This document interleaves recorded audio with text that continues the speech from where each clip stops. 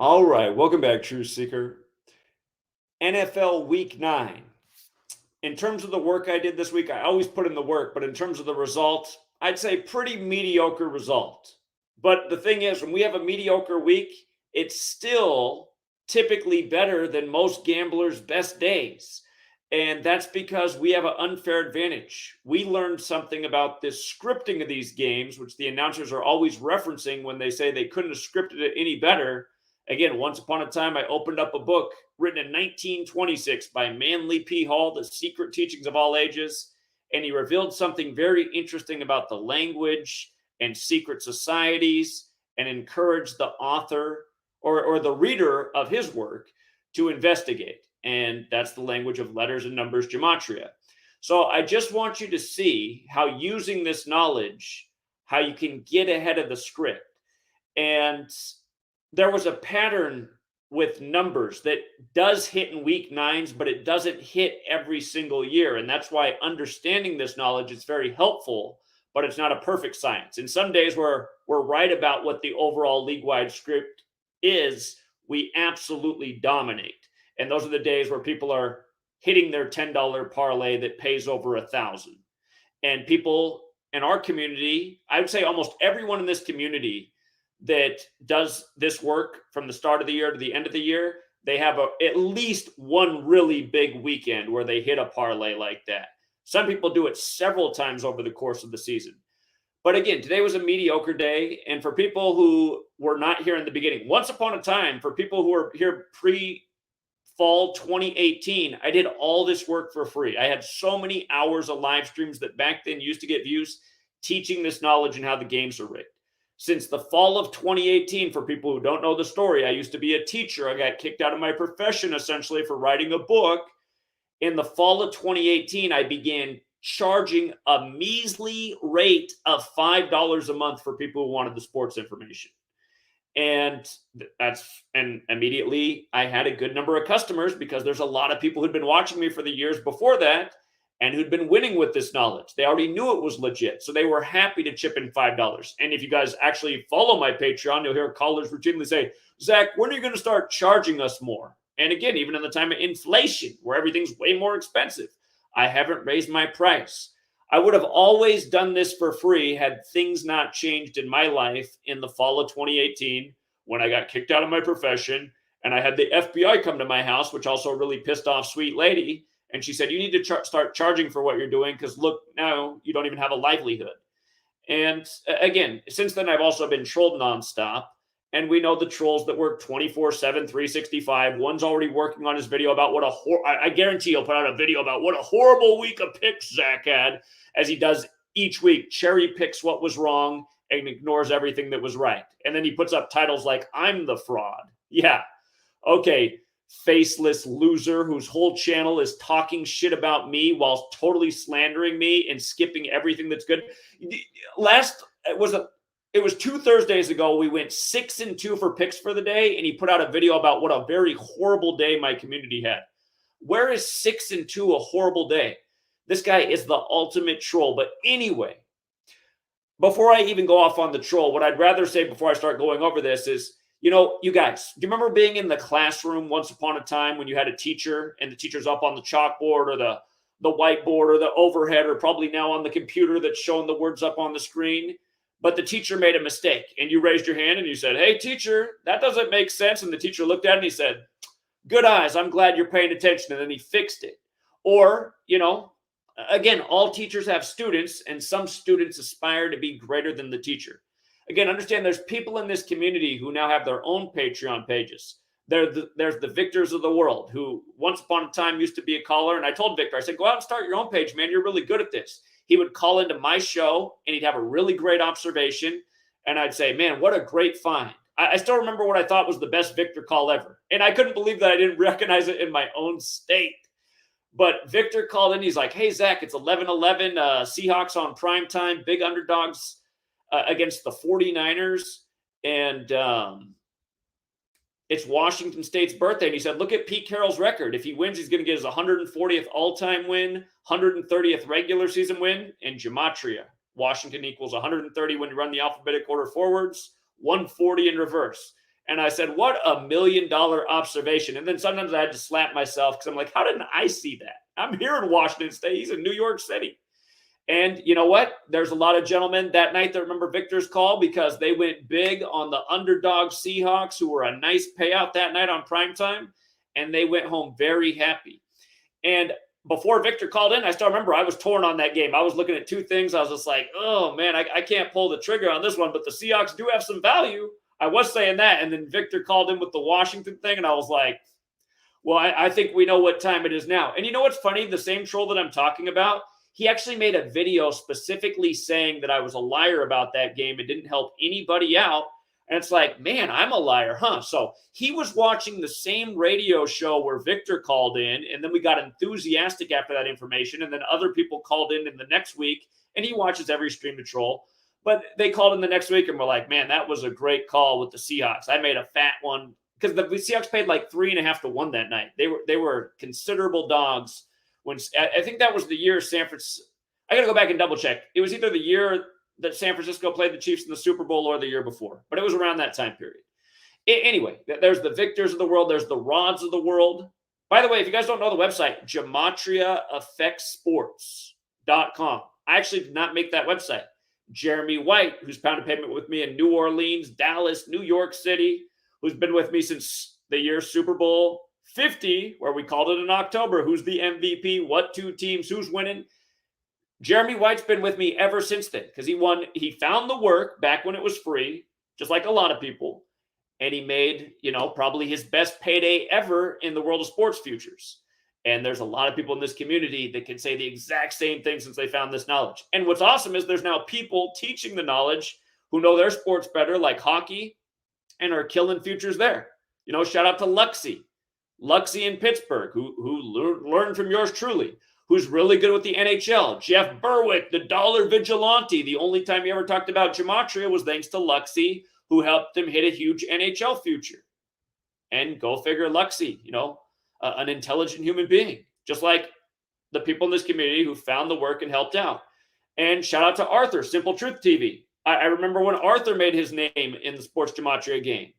He said what Zach's missing on the Warriors-Raptors finals is Drake and how this is synced up with his album that came out the day. I forget if it was the day Kawhi Leonard's birthday or the day Kawhi Leonard signed with the Raptors. But the whole clue was in the Drake album, and Drake calls Toronto the sixth, and they won in Game 6 that year. And remember, Steph Curry met his sweet lady up in Toronto when his daddy used to play for the Raptors. Shout out to Damon Stoudemire, Rookie of the Year. He was my hero as a kid. He went to high school in Portland. Rookie of the Year with the Raptors. Ended up playing with the Portland Trail Blazers. And he's the same graduating class as my sister. He was at Arizona when she started college. And anyway, I could say a lot more about Damon. But anyway, let's go through this. I'm just saying, shout out to the people who've learned the work, who've built up their own little Gematria sports empire, who've been doing it for years, been teaching it. It's sad that there's so many people that denounce this work while knowing absolutely nothing about it. And again, let's just go through what a mediocre week looks like. Last week was a great week for us. Week 7 was a great week for us. Today wasn't even that bad. It's just I knew it was going to be tight, and that's why for a lot of games I wrote close call. But here's how it is. So for people who are new, this is what I do for all these games. Not only do I again, you guys, I charge $5 a month. That's about 15 cents a day. This stuff takes hours of research. You're getting a lot of value for $5. You're learning life-changing knowledge. And that's the one thing I can say is the bad thing about putting all this out for all these years for free and for a cheap price. So many people have learned about it that things have actually become more difficult in recent years to call. And people know that. In the years that I was here for free, I rarely made a fool of myself. I was rarely wrong about a game.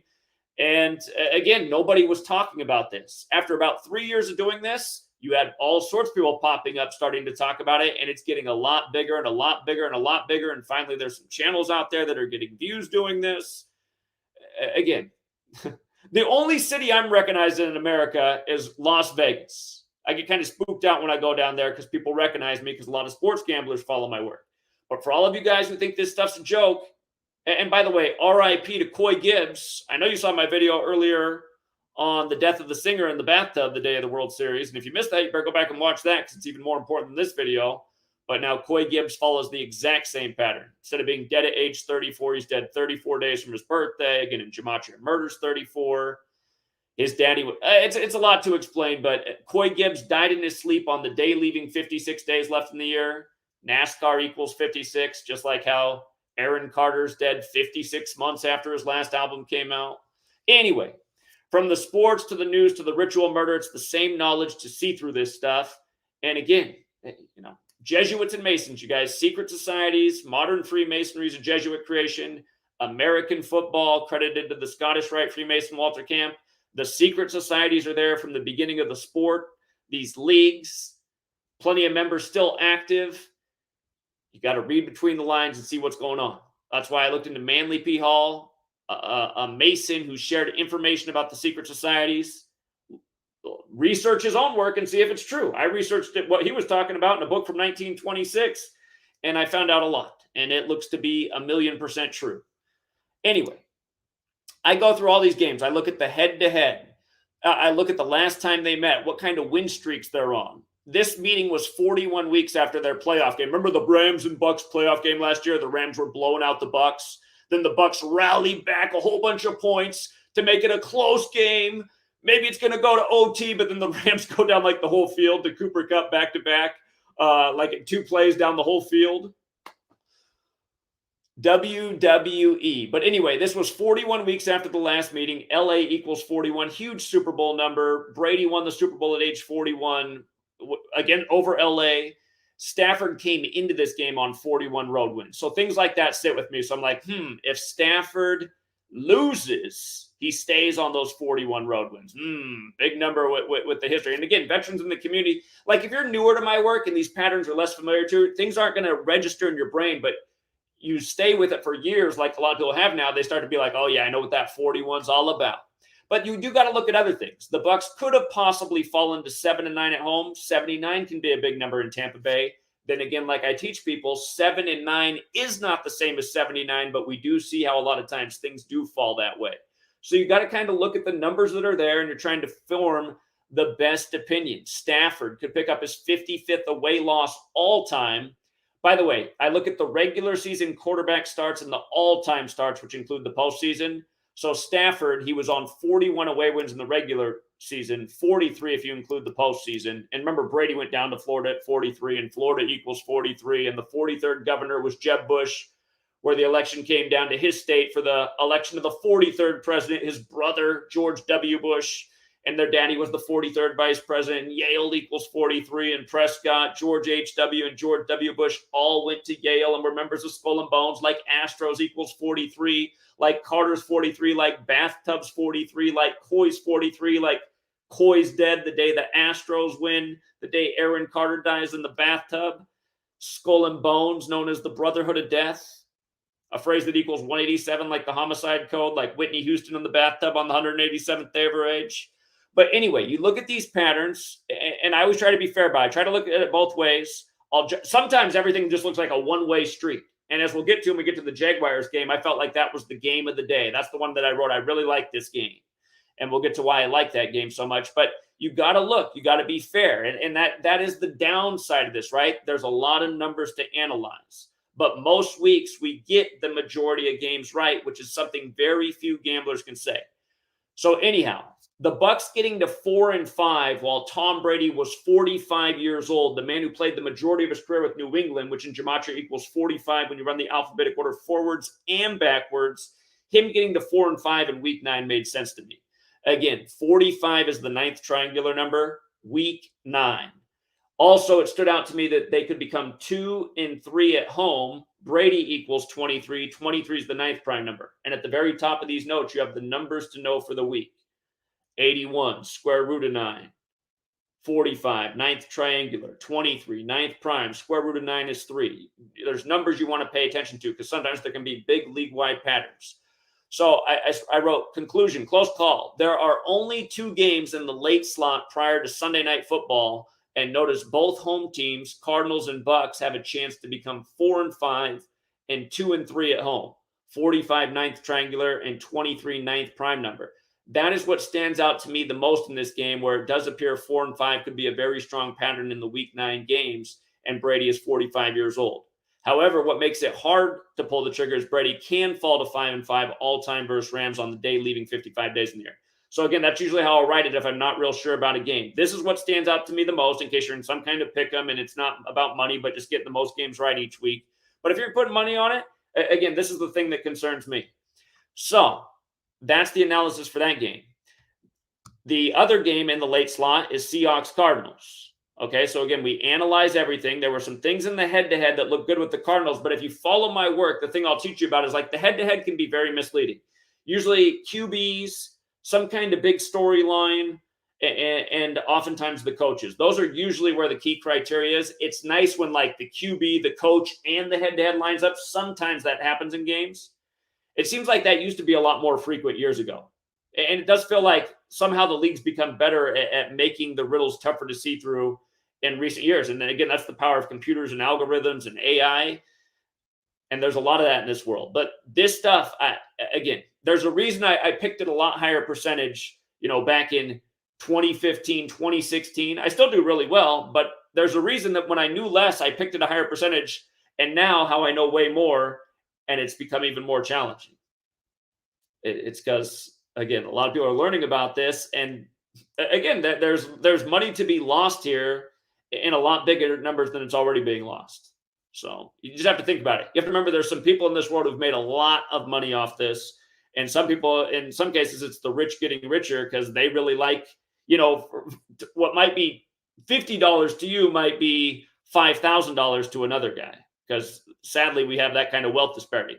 And when these guys in the community that are already wealthy are hitting on major parlays on $5,000 and winning over $100,000, again, casinos take notice. So anyway, going through all the Seahawks Cardinals stuff, this is what screamed out to me. Geno Smith's record if he won. If he won, it was his 43rd game. Remember this. Here, I want you guys to understand this. There are 4 base ciphers that I teach, but again, you guys are getting the lessons tonight that you would normally get on Patreon. Again, there's so many people who are new who I realize who've hardly seen any content outside of, when I'm just talking about congrats to the winners. Thank you to everyone who supports the Patreon. Again, I don't do much more on the sports channel anymore because it's demonetized. It's never been allowed to be monetized. It's highly shadow banned. And essentially, I'm just trying to get people who realize, like, this sounds pretty cool. I think I am going to invest $5 and see if this is worth it. And again, if it was all a scam, like the trolls will tell you, then why would there be people that hang around in the large numbers that they do for all the years that it's been up? You got to answer that question. Wouldn't make any sense if I was scamming people. As you'll find, if you're part of the actual community, you'll hear most people are very happy and say it's the best value they've ever found in anything in their lifetime. And I don't think that's an exaggeration. Education and knowledge is a very valuable thing in this world, and I'm putting it out there mostly for free. And, Anyway, out of the 4 ciphers, this is the one you got to know. You got to know this cipher right here. You got to know the same one that Manly P. Hall says is the important cipher in his book. That's why this isn't some just assumption that I came up with. I'm just going off the knowledge that he taught in his book, putting it to the test, which I have been since I learned about in 2013. And look at this. Seattle Seahawks, 43 in the most pure cipher. When they won the Super Bowl, they won it with 43 points. Now, look, here's why you got to know it the other way. Seahawks alone is 24, right? But if you run the alphabetic order in reverse and do the same thing, look at what Seahawks is. It's 48. And remember what Super Bowl they won. Super Bowl 48 with 43 points. Manly P. Hall didn't write about the reverse cipher. We found this out as a community, putting our minds together, testing the knowledge 3 years into the research. Derek came along with his calculator after he built it. And I just started looking at, because I told him to come up with some ciphers or research more ciphers, because I read in Faith Giovanni's book, there's 100 ciphers in use in the English language. So I wanted to look more into what those ciphers could be. And he came up with things that he read about. And I said, let's try out that reverse one, because that's like Aleister Crowley. And you guys, this stuff's not an accident. You remember for all you guys out there who think Elon Musk is the hero, you wouldn't if you understood what a puppet on strings he is. Again, just look at things like this. Twitter, 1/15/74. He purchased Twitter on the 115th day of the year, April 25th. That's when the whole thing started. And 74 days later, he wanted out of the deal. And again, these numbers are bigger than just that. Look at Bathtub, 74/115. Nick Carter on 11/5. Killing. 74-115. Masonic 74-115. Again, secret societies. Anyhow, in that most pure cipher, Seattle Seahawks is 43, and this is what stood out. If Geno Smith was going to win in the most pure cipher, Seattle's 19 and Seahawks is 24, right? He becomes 19-24 in his 43rd game, which is what he did today. And you know, by the way, for all the Seahawks fans, Geno Smith being your starter this year, Seattle's on the 47th parallel. This is their 47th season. Russell Wilson's first career game against the Seahawks as a member of the Broncos. He comes into Seattle on the 47th parallel in their 47th season versus Geno Smith and stays on 47 road wins. That's what made that challenging, because it's like, man, does he stay on 47? Or does he get his 48th in light of him beating the Broncos in Super Bowl 48? So that's why some of these games are challenging. But the one thing I'll tell you is that dark blue cipher, it usually beats a riddle going up against the reverse cipher. Not always, but a lot of the time. And you see how Cardinals is 36-63? What happened in the Cardinals and Seahawks game today? And this was pointed out before the game. Seahawks could become 6-3, and Cardinals could fall to 3-6. That's exactly what happened. So Geno Smith had the perfect riddle to win. Cardinals and Seahawks overall records would make perfect sense if the Seahawks won. But the challenge was, because really you're looking for the games. Like, to me, it's like, I don't want people to lose on these picks. That's why I always in the language urge caution, because some guys will get carried away. Some guys will have 3 hot weekends. They'll have been making $50 bets the first 3 weeks, and they made a whole bunch because their parlays hit. That they have $5,000, and then they felt like that night they had the lock of locks, and then they bet all $5,000, and they lose, and they're back to square one. In the time I've been doing this, you guys, I've gotten that email 1,000 times. And some of them come at me like hate mail. And it makes me mad, because I'm always saying, you guys, be the tortoise. Never try to become the overnight millionaire. If you feel comfortable making a $50 bet, that's your bet limit. If you make a whole bunch of money this month, don't start betting more than $50. Stay at $50. If you build your sack up fat enough, then you can say, okay, maybe I'm graduating to $100 as my allowance for the day. But I'm telling you, everybody's trying to become an overnight millionaire, and they're having that hot streak. They're thinking they're untouchable. They're thinking tonight they got all 5,000 because they know this one's coming through, and they did the calculation. It's going to be 40,000 after tonight, but it's 0.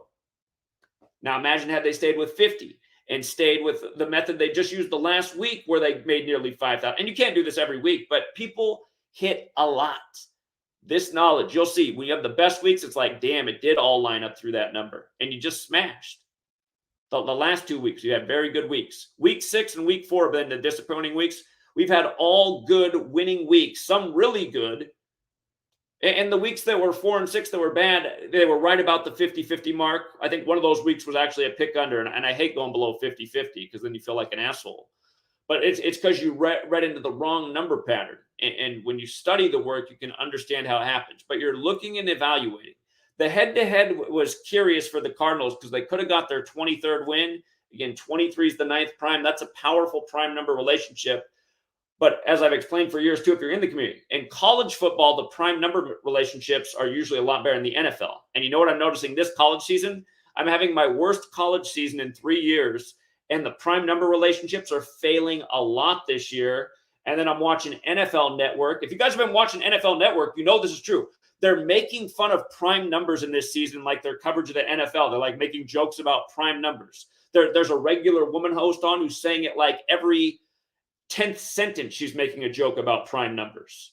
And it's like, man, I've been teaching about the prime numbers thing for a long time. I'm noticing this year in college football, it's coming through the worst it has ever come through.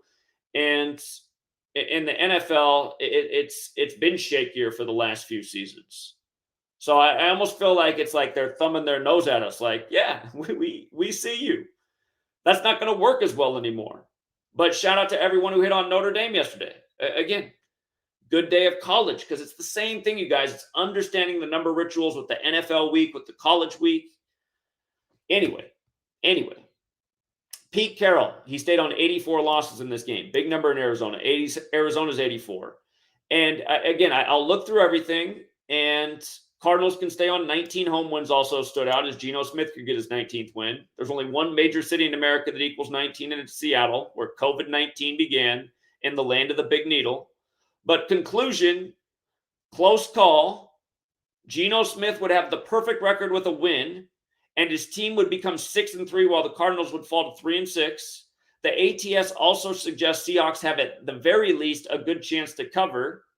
And again, against the spread, so the Seahawks had a chance to become 6-3 like Cardinals 63, and the Cardinals could fall to 4-5 in week 9, where 45 is the ninth triangular, just like Brady, 45 years old, got his team to 4-5.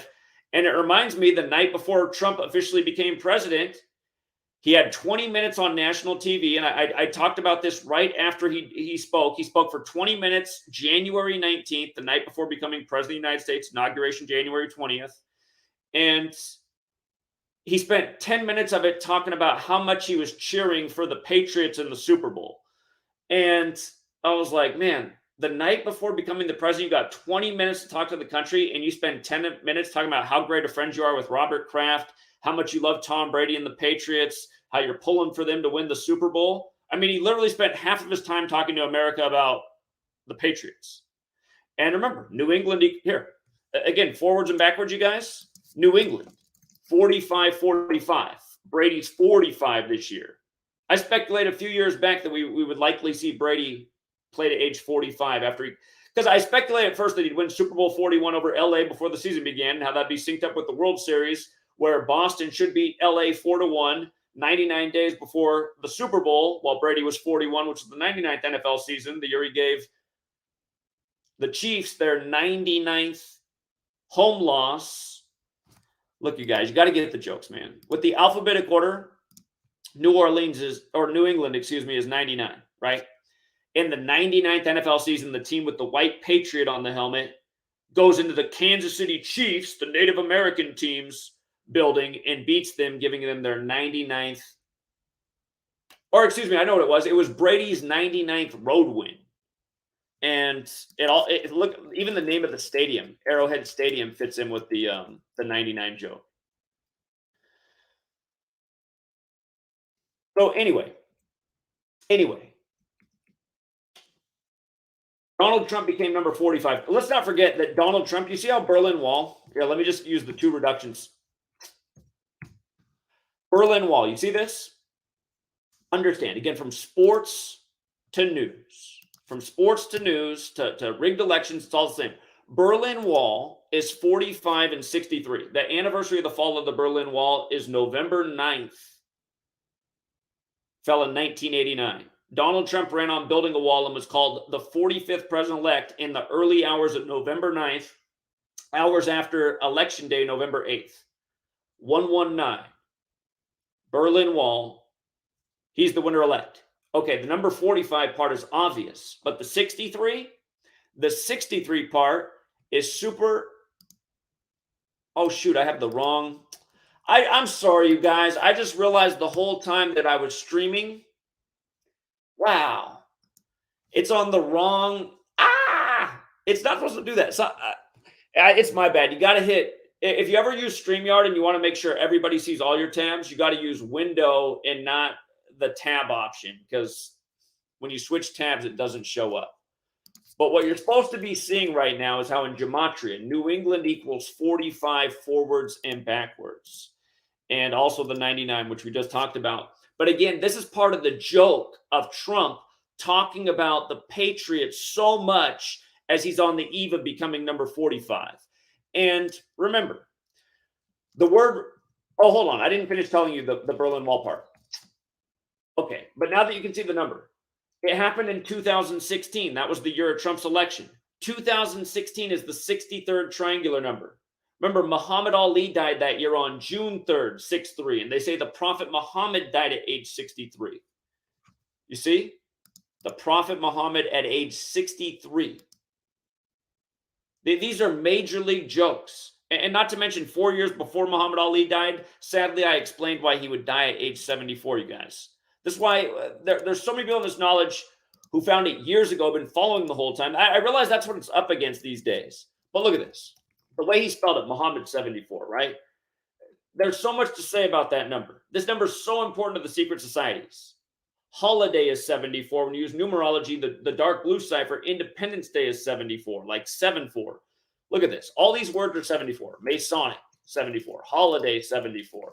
Cross is 74. Jesus, 74. Messiah, 74. Gospel, 74. Parable, 74. Again, the story of Jesus is in the gospel. Jesus speaks in parables. He's Messiah in Christianity. English is 74. Gematria, the practice of coding numbers, is 74. Jewish is 74. Masonry is based in the teachings of the Old Testament. That's modern Freemasonry. Modern Freemasonry is a creation of the Jesuits. The Jesuits are Jews who converted to Catholicism to form an alliance with the Catholic Church because Judaism and Catholicism were under attack by Protestants led by Martin Luther. We don't learn about this history, but there was a merger between the Jews and the Catholics to counter the Protestant Reformation. This is in a period of time before America exists, before English is this language of the world, when the oldest English script is credited to the Catholic Church that ruled Rome, that had the Colosseum, that did things ritualistically to control the people and had massive militaries and big games. Look, if you run the alphabetic order in reverse, you know, this stuff that blew me away. Roman 74, right? Words like free are 74. Like we got free on 7-4 from London 74. When they called the election for Biden, he was at 74 million votes. Then he climbed up to a record 81. He got even more than Obama. Can you believe it? And President Biden equals, or did I say Biden? President Biden equals 81. So does President Trump. And anyway. Sorry I had the wrong tab up. I hope you guys have been following. I hope I've been explaining things clearly enough. For the new person, it'll be tough without the visuals. So that was a major screw up. We try to do better in Gematria School. We normally do better on the Patreon broadcast. I normally don't make that big of an error. It's always the public ones where I'm messing up. But anyway, coming back to these notes. So anyhow, I wrote close call because I was a little bit worried about this up here and the Cardinals potentially becoming 2 and 3 and 4 and 5. So this is why, even though it feels so strong for Geno Smith and there's some consistent numbers, this is why I write the way I write it. So I don't have to get the email from the guy who's like, you motherfucker, man, I bet $5,000 fucking dollars on that game, fucking bitch. And I'm just reading it through the screen all in caps. I mean, I'm sure that's how he's talking. And it's like, where did I tell you to go out and bet 5,000, dude? I'm saying if you've already made all this money, you know, play consistent. You don't want to be the night where some nights there's like a really strong looking riddle and it fails and you're like, what? Oh, and then they're talking about flip the script and you're like, oh my God, they didn't do it. And again, I'm not saying we're causing them to flip the script. It could be that public money ends up too much a certain way, and you're like, how didn't that one come through? That's why if you're the tortoise and you have a betting limit and you're hitting on more often than not, and you're constantly building your bankroll, but you're never risking a lot, always trying to hit more, you're not going to be the guy who loses his whole bankroll in one night. And I hate when people blame me for that. You guys don't understand. That's the frustrating thing about having a big audience and people coming in and doing that and having to read that kind of mail. And I'll tell you what, in recent times, I just don't even look at it anymore. I'm sorry, man. If you wrote me one of those hit pieces, I probably didn't even see it lately. Because, again, I didn't tell you to go out and bet anything like that in that game. But I'll tell you when I like a game. And then I understand, like if I wrote that I liked the game and I felt good about this one, I still tell people to be consistent. But when they're writing to me about the game where I said I liked it, that's when I feel the worst. Because I'm like, man, well, I see why they did it. They probably were in a bad spot, or maybe they were getting too greedy. But normally I don't miss on the I like game, and they just happened to go big on the weekend where it happened. But anyway, this is why I write it this way. Close call. Geno Smith would have the perfect record with the win, see above, in that 1924, and his team would become 6-3 while the Cardinals would fall to 3-6. And just to make sure that, I can't remember if that was on the screen when I was talking about it, because found out it was on the wrong tab. I know it's on the right screen now, but again, there are 4 base ciphers: alphabetic order, forwards and backwards numerology. In the reduction ciphers, again, it's the dark blue one that Manly P. Hall wrote about and says is the most important cipher. Cardinals is 36. They fell to 3-6 as the Seahawks became 6-3. Okay. So just so that's clear, what I'm explaining when I'm pointing out these records, The ATS against the spread also suggests Seahawks have at the very least a good chance to cover. Also, Carroll can stay on 84 losses with the Hawks, Arizona 84. But on the flip side, the Cardinals also have an opportunity at their 23rd win over the Seahawks in week 9, 23 the ninth prime. And if the Cardinals win, both teams are 2-3 in the home away category, kind of like 23. Also, the Cardinals would become 4-5 for the season. I wish there was a clone of me. I wish you could make a clone. And what I'd have the clone do is everything the exact way I do it, but not look at the head-to-head stats. I want to look at it, though, because that's when you can find, like when it lines up with the QB coach on both sides and the head-to-head, when those games come through, those games rarely fail. And that's ultimately what you're looking for. And some people, that's the way they play. They just like to watch and see the work and the way it manifests and how often the same numbers show up in the games. But occasionally they'll bet when they're like, oh, Zach wrote the novel about why he likes this game, or he went ecstatic about this game. That's when I know to pull out the betting slip. So there's all sorts of people that use the knowledge a different way. And that's why I charge $5 a month. There's a lot of people who just don't like to gamble, but they like knowing about it.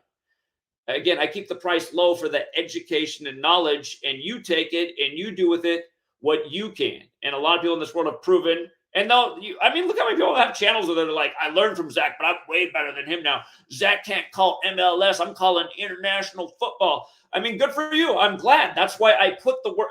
Like when I watch that shit, I'm just like, does that person not understand that I put the knowledge out there so they could do that? I mean, I've said that so many times. But then you'll watch a few of the videos and they're like, you know what? I hardly even watched Zach because once I learned from just his free video, I saw it and I did it and I can do it myself. And man, my pick rate is 90%. And then you sign up for their Patreon and you find out that their pick rate's not good at all. And then you're like, oh man. So, and then it starts to make sense, right? Because you're like, oh, so he slandered the guy he learned from, and then he bragged about a pick rate that he doesn't have, and he's not as good at it. Wow. Okay. Surprise, surprise. But hey, people are always trying to look for the better deal. And again, there are people who've learned from me who I would say are doing better. You know, I like what Victor's done. He really narrows it down. He's not trying to hit on big parlays, but he's just trying to find at least one winner each day. And when he doesn't feel confident about any games, he's like, I'm just taking the day off, guys. And the majority of days, Victor just did over 70% for the MLB season, just looking for a game a day. Find a gambler that gambles every day that did 70% for the MLB season this past year. Shout out to Victor. He's not going to help you smash on the huge parlay, but he'll help you win the real-time bets. Like he loved the Jaguars today like I did. And the Jaguars got way down early, which creates the real-time betting situation of the potential big payout. And again, that's the other beauty of this knowledge. Don't want to turn you into a gambler, but realize they're putting gambling more on the public. And realize the reason they're putting more gambling on the public, legalizing weed, they're just sucking up more revenue from the people. I think they want us in a stoned gambling coma, to be perfectly honest. I don't want this to be all about gambling. I want people to wake up and see the evil and help shut it all down. I want to see empty NFL stadiums. Here, I forgot to say this. You know, Trump, when he gave his huge speech about the Patriots right before becoming president, I want you guys to remember this. That was the year that they moved the touchback to 25 yards, and then the Super Bowl's on 2/5, and Brady had the 25-point comeback over the Falcons. Look at this. Falcons is 25. That was the only Super Bowl the Pope blessed. Pope is 25. Remember when Donald Trump posed next to the Pope at the Vatican after Jerusalem Day with the big shit-eating grin while the Pope looked like he pooped his pants, and Ivanka and Melania were dressed like they were ready for a funeral. Exotic women, exotic names as it's time to get out of America. As Russia-Ukraine unfolds and his wives are all from the Far East over by the Berlin Wall. But, oh yeah, speaking of him, Trump 25. And then he puts in the most federal judges in a single term. Oh, I forgot. Look at this, you guys. This is why you got to know the base ciphers, though. Or hold on. This is why you got to know the base ciphers. You got to know all four. Judge, you see how it's 47, 20, 88, 25? Look at Gavel. 47, 20, 88, 25. Look at Trump. 25, 47, 88. Puts in his first Supreme Court justice on April 7th. And that was the day that Biden got Ketanji Brown Jackson confirmed on April 7th. But then they didn't put her in until just days after the Jackson-Dobbs abortion overruling, where the 5 days prior to her going in or whatever it was, they were going on and on about how black women will be the most impacted. from the overturning of Roe versus Wade because the majority of aborted babies were black. And you're watching this and you're like, this is the white supremacy structure. This is like some kind of sick gloating where they can get on in a suit and a tie and be like, yes, and Roe versus Wade. It's just like, don't you actually like listen to what the message? I mean, isn't this sad to think about? We're supposedly all born free and equal, but somehow these same communities are getting targeted all through history. Oh, slavery's over, you know? Oh man, black communities are doing really well in the post-World War II era, man. They got all that respect from helping out in the war. Now what are we going to do? I got a plan over with the Nazis in the lab to cook up some new cocaine that's super cheap and addictive. Then Ronald Reagan, here comes the actor Ronald Reagan to tell you about the new drug war on all the poor black people who sure love our NFL. R.I.P. to Eazy-E, 201 days after his birthday, after the Lethal Injection album. Remind me what the Bill Gates COVID-19 simulation was called. Again, you guys, it's more important than gambling, but it's nice to be able to make money. So anyway, we get to the Jaguars-Raiders game. So often the games I like a lot are just like this too, because it's like I got my people having heart attacks. I hope they made it to the second half and didn't die in the casino because they bet all their money today like I told them not to do. But if they did, it was probably one of those days of an emotional super low and high and euphoria, and then they probably have the flu the next day from what they just did to themselves psychologically. Again, that's the other side of this, you guys. That's why I don't necessarily encourage gambling, because a lot of people, I realize, they just don't have a control mechanism. They can't control how much food they're eating, how much porn they're watching, how much whatever the hell they're doing that they shouldn't be doing.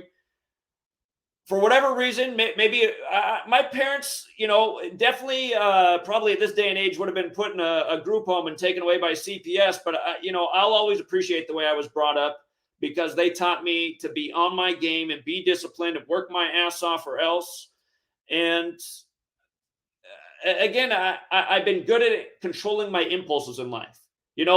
Have you ever been in that situation where your friend's girlfriend wanted to sleep with you and you had to be like, no, even though you were really attracted to her? Some people will sleep with the girl just because they're attracted. In fact, it happens a lot. That's a lot of times what cheating is.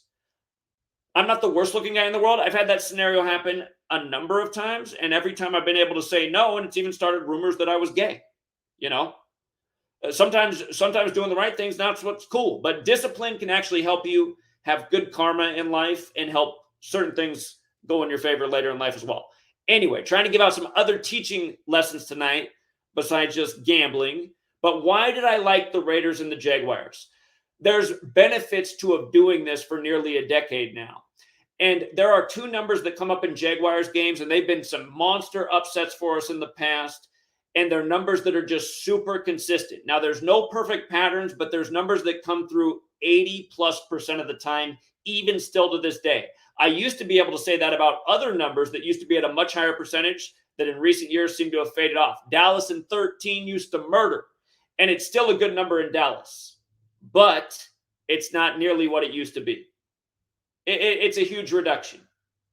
It's still a winner, but it's a big difference when you are winning at 80+% and when you're winning at probably somewhere between 55 and 60% now, because that's what it feels like with Dallas in 13, which was not that way when I started this knowledge.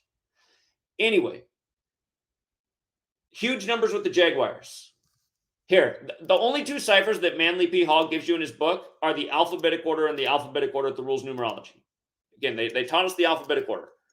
But you see how Jaguars is 77 and 23? Notice Jacksonville,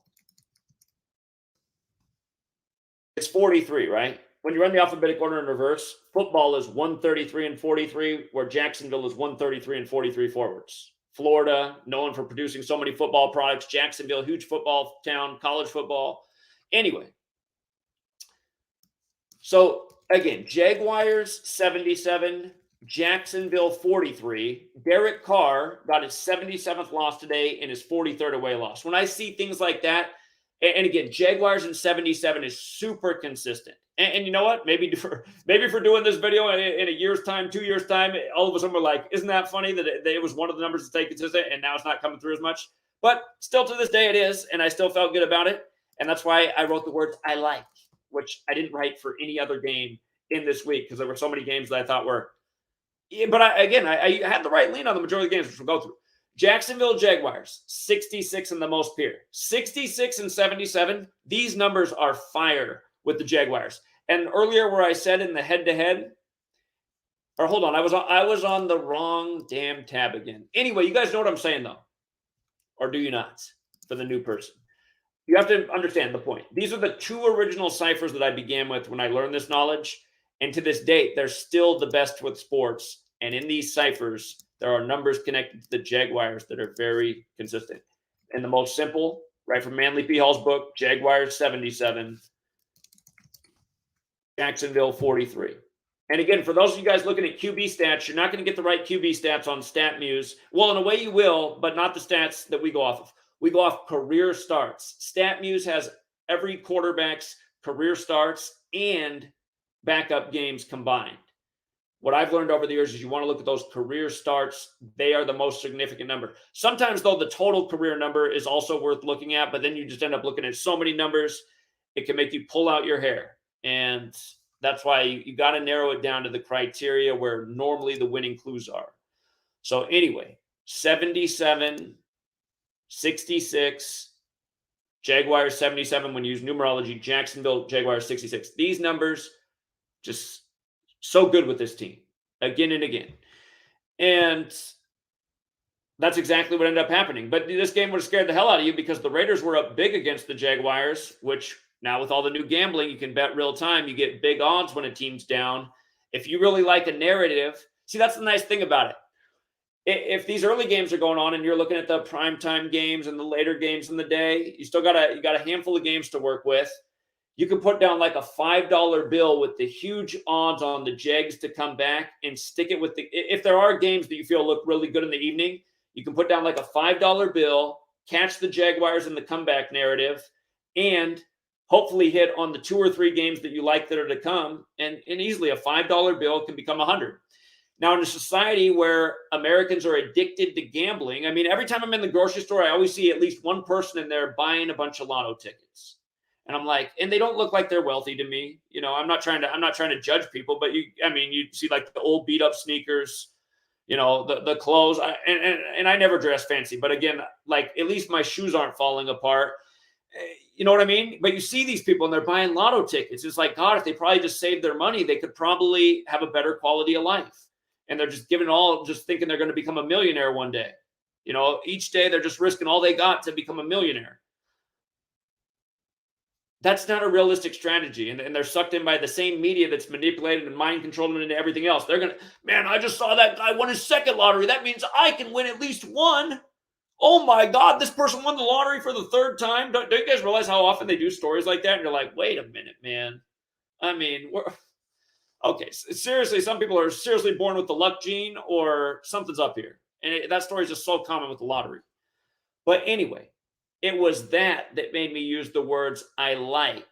And I also saw that the Raiders coach could get his 23rd loss. Again, in the most pure cipher, remember, Jaguars is 77. Like Clark could get his, again, just to make it clear for the person who needs the visual. The 2 ciphers on the left. When you go to this calculator, it's going to bring up the 4 base ciphers, the alphabetic order with the rules of numerology, the reverse alphabetic order with the rules of numerology. Today, Carr got his 77th loss, and the coach got his 23rd loss. And those are the 2 better ciphers. That the original ciphers that we know. Running it in reverse is helpful. They do a lot of rituals with those numbers as well, but it's the ones on the left that still to this day and from the very beginning have always been the most consistent. So that also makes me go, wow. So Carr has already a really consistent number against him that comes through almost all, again, 80+% of the time. Jaguars 77 when it's on the board. That's high. The 43 also makes a ton of sense. Keep in mind, again, Florida equals 43, like Bush down to Florida. Like Brady down to Florida at age 43 with the skull and the swords crossed.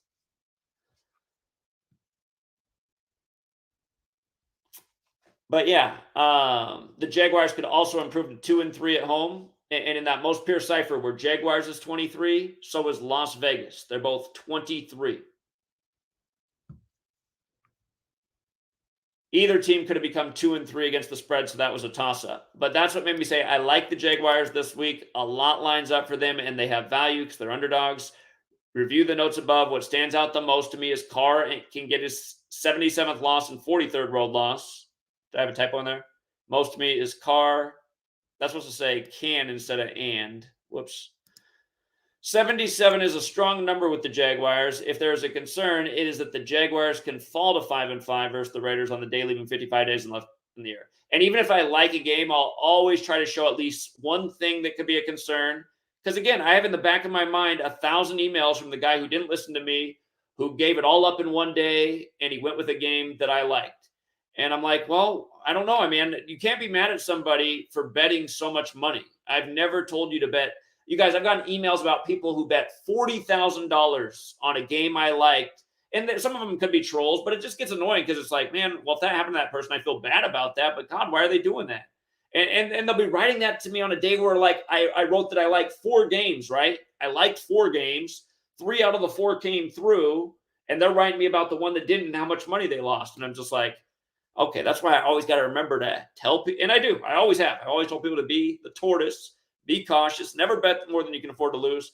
But I know there's just people out there that are just, they're hot. They've been hitting on all my likes, and now they lost, and now they want to cry me a river. Anyway, let's go through this quicker. Vikings and Commanders. Okay. Do you remember how the Vikings were the first team to win in London this year right after the Queen died on the opening day of the season?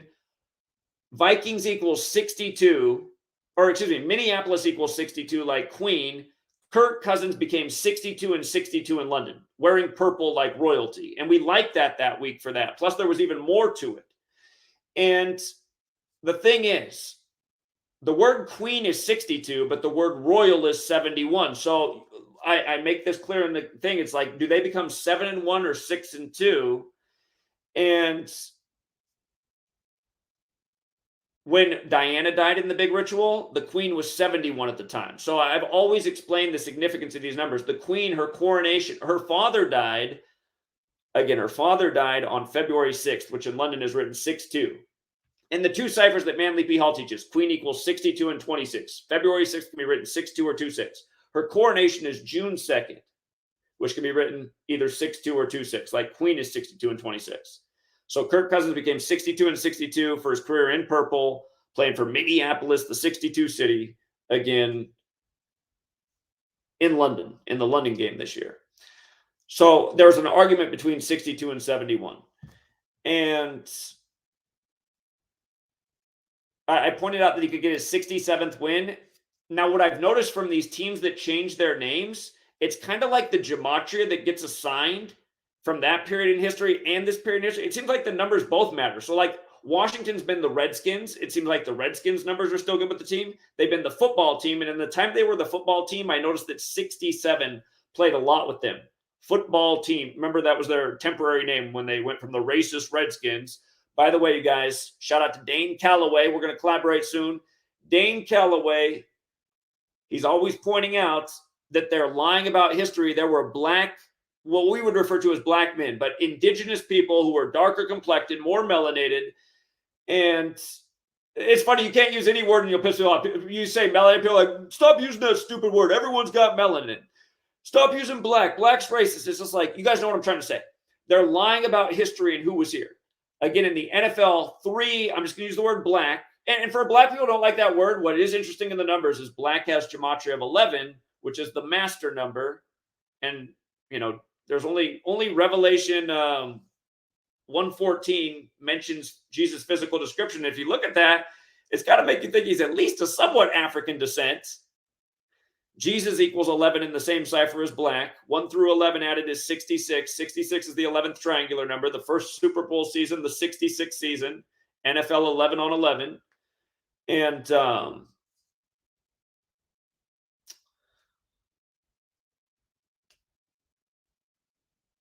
again, just this pattern. But anyway, football team equals 67. Cousins did pick up his 67th win today. So, again, it's the first time I've seen it count this year, but it was good while they were the football team, and it's like, played again today. It doesn't surprise me. And Heineke, he had some numbers that could have worked either way. He could fall to 9-11 and 4-7 at home in D.C. Don't get me started on Building 7, 47 floors tall. Fell 8 hours later in the day in New York City. No plane hit. Anyway, but the 56 was also there, and we're in the weekend of remember the 5th of November, the day leaving 56 days left there. Dicey. So yeah, this game also a little bit more iffy here. That's why I didn't write I wrote close call, decent narratives on both sides, but ATS suggests Vikings might get it done. If somehow the Vikings and Bills lose this week, pay attention that they could both be 6-2. So I saw very possibly how the Bills could lose to the Jets this week. And playing each other next in the Year of the Queen, where Buffalo represents the Queen City and the Vikings wear purple and were the first to win in London. Then again, they can both become 7-1 as well, and that is how old the Queen was when Diana died. And again, if you've read my first book, Letters and Numbers, I get into the number 71 in a greater extent with the royal family. Let me check to make sure I'm not misspeaking. I think Princess Diana, yeah, her birthday was July 1st, 7-1, and then she died while the Queen was 71, and just huge perfect ritual, just like how her death was very predictable this year. I predicted the Queen would die at 96, why that number mattered after Super Bowl 56, which was originally scheduled for the day her dad died. And then I said why I thought she would die on the 140th day of the year on the anniversary of Billy Cannon, but instead she died 140 days after her birthday on the Virgin Mary's birthday, which made a ton of sense. But the reason I thought that 140 would matter, which it did, was because Queen of England equals 140. And had she died on the 140th day of the year, it was the day leaving 225 days left in the year, and her full name equaled 225. Anyway, if you guys weren't following me, I was showing how Charles' diagnosis with the killer cooties. You know what cooties is, right? The thing you can't talk about on YouTube. A lot of people got the pokey doke for it. But the 19. But remember, Charles got it, then she got it, and then it was all, again, crown virus. That's what corona means, crown. The crown virus. Royal family in Gematria equals coronavirus, equals Anthony Fauci, equals a whole bunch of other things that go right back to the Jesuits in Rome. And then she dies on the Virgin Mary's birthday, and she's got the Catholic floor to lay on her crown like the king does. All roads lead to Rome. The Holy Roman Empire never died. It's alive and well in the NFL. But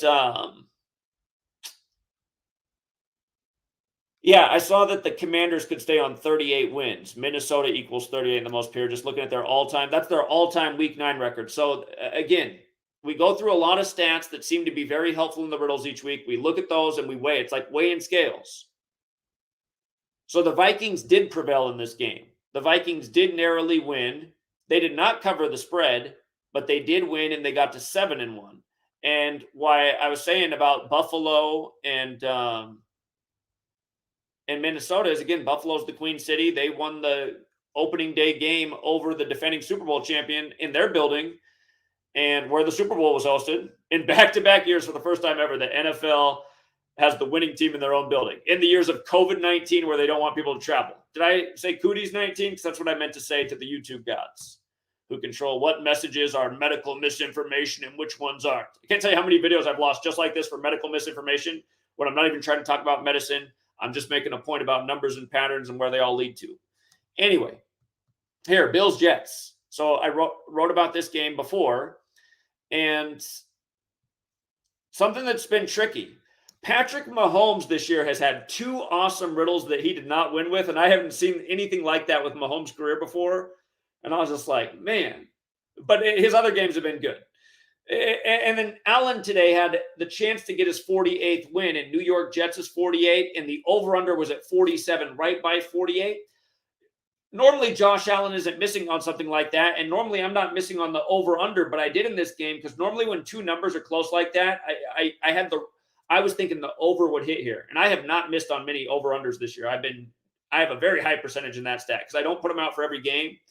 But where I like them, I usually don't miss. I think, honestly, somebody can check me if I'm wrong on this. I think it's the first time I missed on the over-under in the NFL game this year. I might have missed on one other one. Somebody correct me. I know my troll will if I'm wrong. Sometimes he can be good for something. But anyway, it's been a high percentage on the over-unders. I missed in this game. But here's what I wrote, because I did see the narrative for why the Jets could upset, as I wrote about in the Vikings comment. So for the conclusion, I wrote, in all likelihood, Allen gets his 48th win because New York Jets is 48, but Bills do not have any value unless they cover, and I do not see a strong narrative for that. So I did not think the Bills would cover the spread. So that means you can take the Jets with the points, and what that means is you have to bet $100 to win 70.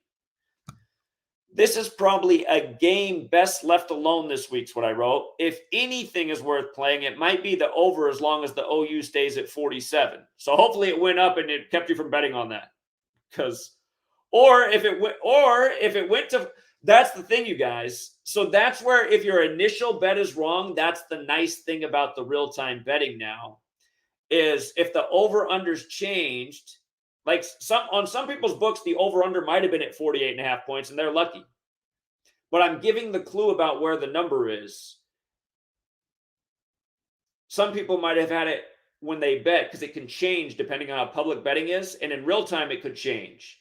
And like if by game time the over-under was up to 49 points, then they'd be betting the under instead, and they would have won on that today. So the initial thought was wrong, but sometimes the knowledge ends up being helpful because of the real-time situation, being aware of the number and why I thought that. Anyway, these teams like to pay tribute to 54 as well when they meet, because Bills equals 54 in the most simple cipher. So does Jets. Plus, when you run the alphabetic order in reverse, Jets is also 54. And these teams have done a lot with 54, and we've done well in the past with over-unders and where they set them, because these teams have a lot of overlap, plus they're both in New York. And anyway, and Jets can fall to 5-4. Their upset narrative is getting to 6-3 while both teams are in their 63rd season. But so far, no one has been able to pick up that number versus the Bills in 2022. Buffalo equals 63 in the most simple cipher. Remember, I went to Buffalo this year and taught that community in the streets about how Buffalo equals 63, racism equals 63, why they opened the store on O.J. Simpson's birthday, how that store was connected to politics and race throughout history, and why it happened on Israel's 74th birthday in light of the white supremacist narrative. Here, you guys are going to have to look at the screen while I get this up, because you can't say these things out loud, you know. We can create new terminology. You might get Kanye'd. It might be the latest video 86 just for making a point.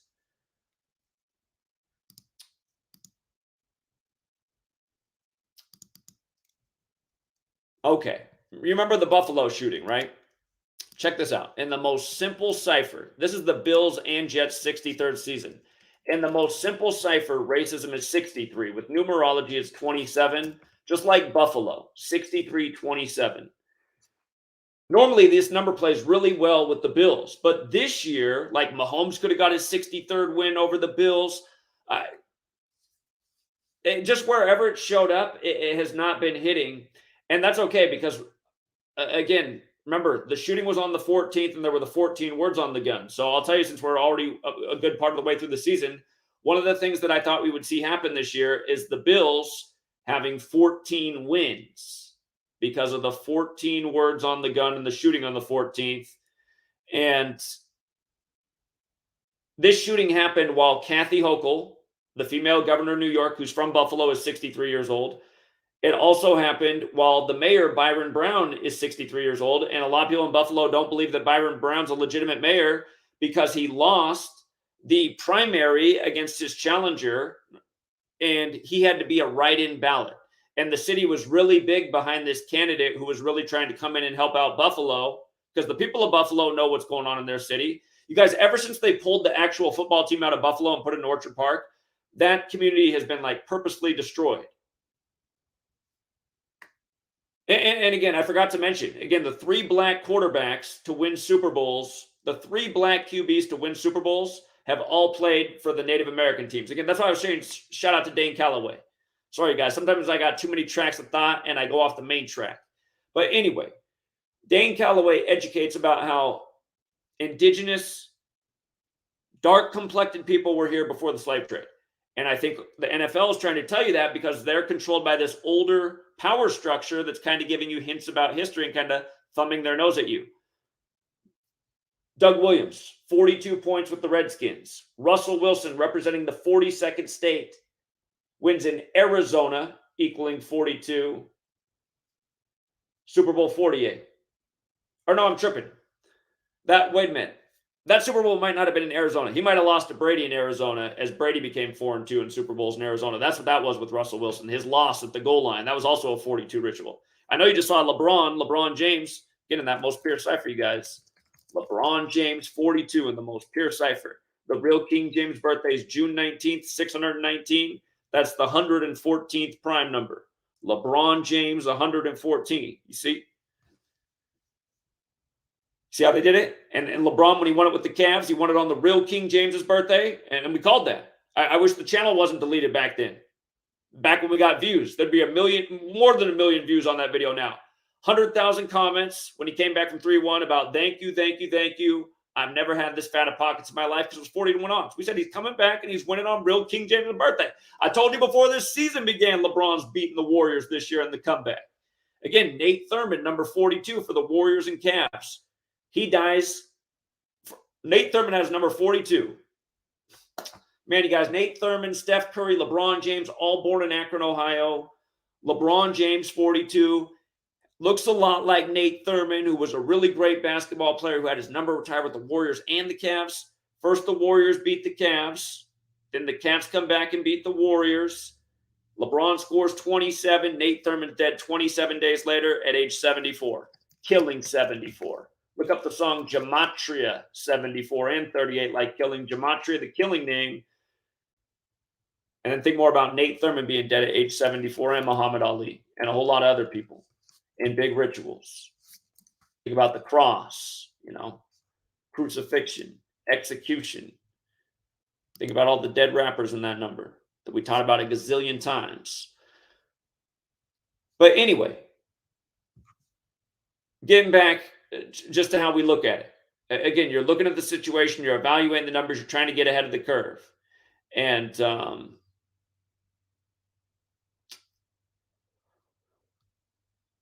Colts and Patriots. Now this game, New England 45, again, historically strong.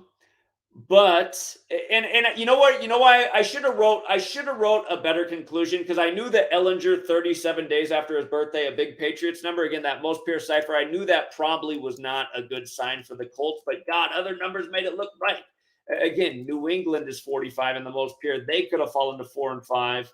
There used to be a team called the Colt 45s. That number does play with the Colts a good deal, but it's not. Historically, the best number with the Colts has been 15, and it also could have played for him this week.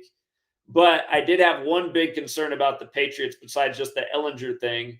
It was that if they won, they would play the Jets 5 and 4. And again, it could have happened to the Jets today. And again, that's why it's not a perfect science, you guys. But usually it'll help you. At worst case scenario, usually you're splitting games over. You're like, why did it come through in that one, but not that one? It's like, at least you didn't lose on both. But the Patriots are going to face the Jets 5 and 4. And I'm telling you, they do so many rituals with the Jets and that number over the years. It's ridiculous. And the Bills too. And that's why it was tough today. It's like, well, I see the upset narrative. That's where the major value is. And I guarantee you all sorts of people in the community won money on that because they knew they put $5 down on the Jets with the 6-3 narrative, becoming 6 and 3 in both teams' 63rd season. That's where the person goes, you know what? Instead of buying a lottery ticket, I'm putting $5 down on the Jets upsetting Bills because that's a huge parlay multiplier. And I'm taking these games right here because I like it. Man, I can win almost $100. I'd love to scratch a $5 ticket and win nearly $100. Again, the way I see a poor man at the grocery store just stocking up on lottery tickets while his shoes look like he needs a pair like 9 months ago. I'm like, man, that guy's like not even paying attention to his own like surroundings and what his shoes look like. And he could have just bought a new pair of shoes with as many lottery tickets as I see in his hand. It's crazy how expensive shoes have gotten in my lifetime. When I was in middle school, it was when those Jordans were brand new, the white ones with like the black patented leather. I never really cared about shoes, but I loved those Jordans so much. And some of you guys don't know about me, but when I was younger, I used to be the only white kid in a gym with a lot more darker complected children around the same age as me at the SEI self-enhancement camp. And again, my sister and I were the first neighborhood we grew up in. We were the only white kids in the neighborhood. And I still remember I was probably about 11 or 12 when those Jordans came out. But the SEI camp that year had those Jordans for us. And if you guys don't know about SEI, they give out a nice pair of shoes, but I couldn't believe it. I couldn't believe they were good. They'd been out for a while, but they were giving out those shoes. And I just thought those were the sweetest shoes I'd ever seen. And, but I remember the first time I played at the SEI camp, the coach saw that I could dribble well, and he actually let me be the starting point guard. And but I remember the first time down the court, he taught me something. The first time down the court, and I wasn't a selfish player, but the guy gave me a lot of space, and I could shoot well. And I shot, and I remember I shot the three, and I didn't even pass anybody. It was the first time down the court, and I made the shot. But as I shot it, the coach called out that he didn't like that. He said no, because he didn't want to see the point guard the first time down the court, taking his own shot. But I made the shot, but he still benched me. And then I never got to start again. Because he told me, he said, that's not your job as the point guard. He said, it's good that the shot went in, but he said, you got to come down and warm up the offense. You can't come down and be playing like whoever it was. He might have said Allen Iverson or Stephon Marbury, who were probably back in college back then. And I start to think back, and I think about maybe that's kind of how it was, because I remember when I was growing up, Iverson and Marbury, they were the show-out college point guards. There wasn't really, dribbling all over, scoring all over. I mean, it was like the game was changing. It was coming out more about the star. The guy dropped, 50 points in the game rather than the team effort. When I grew up before that, it was the Portland Trail Blazers. Jerome Kersey, Buck Williams, Kevin Duckworth, the whole starting team. It was all about every player on the team. Again, they socialize us through sports. I realize I got the wrong thing up on the screen again. But anyway, Buffalo, racism, rituals, rig sports. You guys. So anyhow, they are going in 5-4. I probably would have just stayed away from this, but a number that has been very good over the years, and you wouldn't be mad about it if you were brand new and it's your first weekend and you lost on that, you'd be like, man, Colts in 50, and he's got to be wrong. But no, that number did not miss last year for the Colts. It's been good already this year, but it missed in this game. And that's why I always tell people, that's why you're consistent. You don't go out and bet $10,000 in one night because you made all this money and you can't believe it. Now you feel like you're going to have $50,000 next thing, but now you're back to zero. Because you know what? Maybe you did hit on the last 15 Colt riddles that you played, but tonight was the 6th night and it didn't play. And now look at you. You're wishing you went back to the tortoise, like Zach said. Keep building. Don't try to become overnight millionaire. If you make $5,000 in a hot week, that doesn't mean up your betting limit to 1,000. Because if you have 3 bad nights in a row, you're getting back down to where you started. Just stay consistent. Keep building. And that way, if you miss and you get in a bad streak, because there's weeks, you guys, there's been times where I've had in a whole week, I'll have 5 bad days. And that is the most frustrating thing for me, because then I'm getting extra hate mail. But people who are consistent and listen, they're not mad. They're not the ones writing the hate mail. They're like, well, I've already done really well this year. And yeah, it sucked. I lost $50 this weekend. But you know what? I've already made over 400 this year. A lot of people have made a lot more than that. But that's why it's just I know the people who are screaming, the people who make this unpleasant are the ungrateful people who probably made a bad decision, which was never anything I advised. Again, learn the knowledge, become like Victor, find your niche, and really exploit that. Victor has shown how if you just stick to being consistent and really ride one game a day and feel really good about that game and hope that it starts in a hole. Victor loves the real-time betting situation. Something Victor's done for people. And I think it's other people besides. Some people get jealous and be like, well, why are you just giving Victor so much credit? You guys, first of all, Victor brought out his whole family to New York City for the 9/11 event we just had, including his little niece, who was so happy to teach about Gematria at a very young age. She's already enthusiastic about it because his family sees how he's improved his situation and how he has a clientele that he's making very happy. And I feel good about that because I advised people support Victor, years ago now. And he's been doing it since. Just like I advised people to support Ron, and people have been supporting Ron for years. And, there's another good gentleman, Martin, but things come up in his life. And anyway, Simple Truth TV, Arthur, he has done a good job and called some good futures. And everybody hits and misses. Arthur's also not charging a lot to teach the knowledge. He's trying to help you. And if people are, he's had some great calls. Again, he caught the Drake Raptors over Warriors thing in Game 6. He was dead on it. The album, he had it all perfectly figured out. So that was awesome work. And I gave him mad props when he did that. Anyway. And again, he came out for New York City and pounded pavement and spoke in the streets on the mic and did it with class and style, man. Ballsy shit. Go out in the middle of Times Square and get on the megaphone and just teach the knowledge, teach a crowd of people, thousands of people about 42 and Black history. How many people in New York City stopped and listened to that and then just saw LeBron James apologizing with a big 42 on his head? Again, you guys, if you don't know, slavery, the N-word, Tuskegee, February, that's Black History Month. Names like LeBron James, Jackie, and a million more, they equal 42. Muhammad Ali, 42. Not his birth name. You know.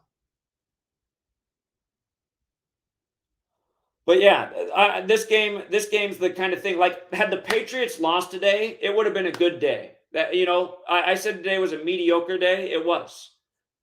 Patriots lose today. Sam Ellinger somehow comes through, drops the Patriots to 4-5.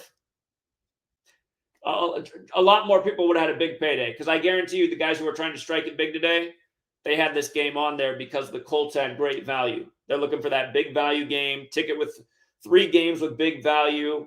You wager 20, 50 bucks, you win a couple hundred. Sometimes you can win a lot more than that. Sometimes you can win over 1,000, and these guys do it. But you need a game like this to come through. Otherwise, it probably killed your ticket because you wanted that game. The narrative didn't look too bad. They're probably looking at the Ellinger 37 days thing too, because they know, because they're looking at the same stuff I am for all the years I have been. But they're like, yeah, that Colts 15's been good. And then when you lose, for the person who's bitching me out, I know they haven't been around long enough. I'm like, nobody's bitching me out about Colts 15 right now. We've hit so much on that in the last season and this season. And anyway, you know, for the person who's too mad, I know they just went too far. This Packers and Lions game, I got to admit, I was leaning Packers here because I was seeing that 4-5. I was like, he's got to bounce back. But notice what I wrote, because I look at both sides, and some people will have played this game and won today with the Lions because they're looking for the value. The big thing for Rodgers was he could get his 52nd away loss. That is a number that plays at Ford Field. What else is sick is when you run it the other way. In the most pure cipher, Ford Field is 52. When you run it the other way, it's 47. Henry Ford, who it's named after in the Motor City, he died on April 7th in the year 47. And if you're new here, very special number. It's not arbitrary that the first Super Bowl season was the 47th season of the NFL in the year 66. Again, 66 is the 11th triangular number. 47 in numerology is 4 plus 7 is 11. 11 is the master number. Football is 11 on 11. There's a lot to these numbers. The word Christian is 47, and there's 66 books in the Bible, and New Testament equals 66. Revelation equals 121, square root 11. See how it's math? Revelation equals 121, and the square root of that number is 11. You add 1 through 11 together, it's 66. Revelation's the 66th and concluding book of the Bible. New Testament equals 66. When you run it the other way, it equals 42. It begins with the 42 generations to Jesus in Matthew. The word math equals 42 forward, 66 in reverse. Numerology way, New Testament, 42 forward, 66 in reverse. New Testament begins with Matthew. Math, 42, 66, like New Testament, 42 generations to Jesus. 66th book of the Bible. Only physical description, Revelation 1:14. Black 11, Jesus 11. Physical description, hair like wool, darker complexion. Got to be at least somewhat African. Could have been mixed. There's a lot of mixed people in the world. Everything. Why is it so unclear? Why is there? Come on. This man walked the earth, and there's not a super clear physical description of him in the book. All these different authors. I remember in Sunday school, I got told I asked too many questions. I got told the same thing in city school, like everyone else went to, public school. Some people just tell you ask too many questions. Well, I'm glad I asked questions because it's been helpful to know this information in the time I've been kicked out of my own profession. And it's been nice to teach this to thousands of people, more people than I would have reached. Again, to be perfectly honest, though, I'd rather be in a classroom with 30 students helping 30 young people have smiles on their face and know important things. And for all people be like, what would you teach them, Gematria? Well, I teach them things that are more important to know as children. And maybe if there was some time to introduce Gematria in a way that wasn't scary, but just to get it in their mind, as a, like depending on their age level. It depends on what age level. By the time you're in the high school, you should be able to talk about stuff. I should be able to talk to a classroom of high school students like this. You know, let's talk about reality. Here, if you think your teacher's wrong, prove it. You know, Anyway, Rodgers, he also had a chance at his 9th road win versus the Lions in week 9. So, that was there. And LaFleur could have got his 45th all-time win, the 9th triangular number. Some years, the 45-9 thing is just boom, boom, boom, boom, boom. It's not missing. This year, it did not hit in a lot. So it's what made me iffy on a lot of games. And I think if I'd gone back over the week and not even paid attention to that, would have been more confident about some other games. But, I was looking at the narrative for maybe the Packers to upset Dallas. It was based on them potentially winning this game because you're trying to look up how things line up. Just with McCarthy being in Dallas and the old Packers coach, and let's not forget how his brother dropped dead at the gym. And if I'm not mistaken, was his brother, hold on, was his brother 47 years old? I think he dropped dead at the gym. Yeah, his brother was 47, right?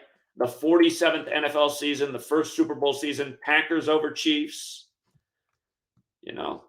Packers with the big G like the Masons. American football credit to Walter Camp, who's a Mason, who was in Yale Skull and Bones. Okay.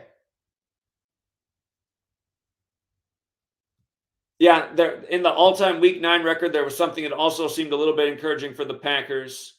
So I did notice, though, that if the Lions cover the spread, so this ATS is the spread, if the Lions cover the spread, they're 4-4.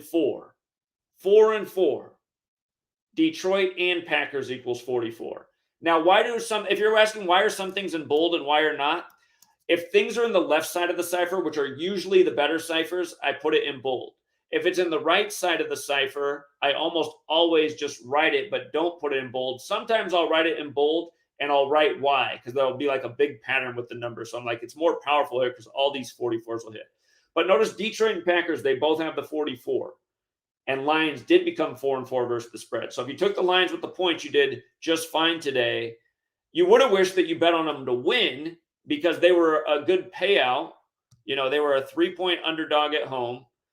And anyhow, what I wrote is following the pattern of 45 in week 9, I favor the Packers to improve to 4-5 while their coach LaFleur gets his 45th career win. I feel most years that would have been like, and that's normally how it is. But sometimes that's why you don't bet the house, because sometimes all of a sudden that pattern just for whatever reason. Like here, to make a point, Cincinnati, the number that's strong in Cincinnati is the most pure cipher, 51. That number plays so much in Cincinnati. Joe Burrow today. I wrote a book about how Joe Burrow's career is defined by the number 54.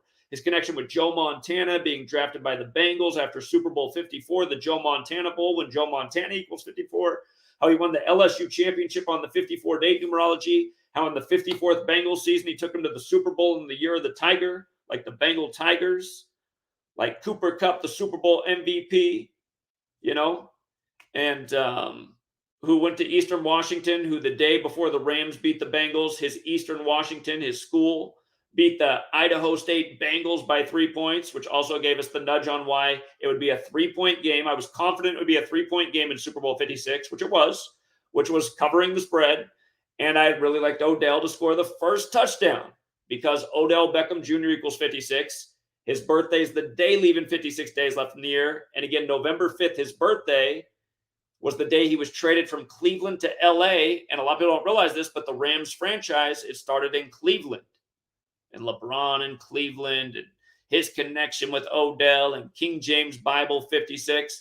But Odell made so much sense to be the first guy to score in Super Bowl 56. His name is 56, born on the day leaving 56 days left in the year. He was traded on his 29th birthday from Ohio to LA. Again, Ohio, the birthplace of football, has never won the Super Bowl.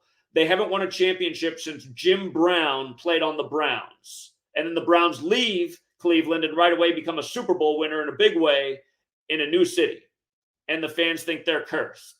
And it's a mockery. Ohio's the birthplace of football. When Odell got traded to the Rams, it was his 29th birthday. And the most pure cipher, football is 29 and so is Ohio. So he carries the championship from the birthplace of football to LA, who wins Super Bowl 56 and the Ukraine Bowl, which there's so much more to say about, but we got to keep the lesson moving. Anyway, Ukraine 34, Rams just fell to 3-4. Sean McVay's fiance from Ukraine. Stafford, the 34th QB to win a Super Bowl at age 34. Curry does the same thing in the same colors in California at age 34, scoring 34 in game 1 and the closeout game. Rams fall to 3-4 to start this year. Warriors start to 3-4 for really disappointing start to the year. Again, you guys, I was reading the deliberate dumbing down of America on GematriaEffectNews 25, I think, earlier today. And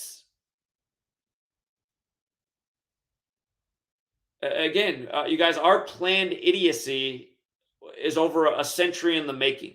And this is all part of it.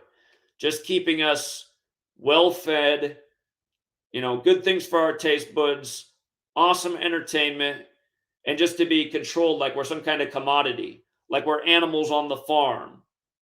This book, The Deliberate Dumbing Down of America, what I was reading earlier, she's talking about these members of the Fabian Society creating the Council on Foreign Relations. Read George Orwell's Animal Farm, where he compares humans to animals on the farm and the different classes of animals and where it fits in with our type of society. And read 1984. He knew the future because he was part of the society that created the Council of Foreign Relations, which has a lot to do with world planning and education planning worldwide. And again, they wanted to read, they wanted to teach us, you guys, based on plans that were developed by psychologists for how to control animals that are raised for slaughter. The same psychological practices used on those animals are the same things that these people wanted to implement in schools to control societies for the purpose of nations and states. I mean, think about it. I don't understand why everyone thinks it's a conspiracy theory. It's like, look at the world you live in.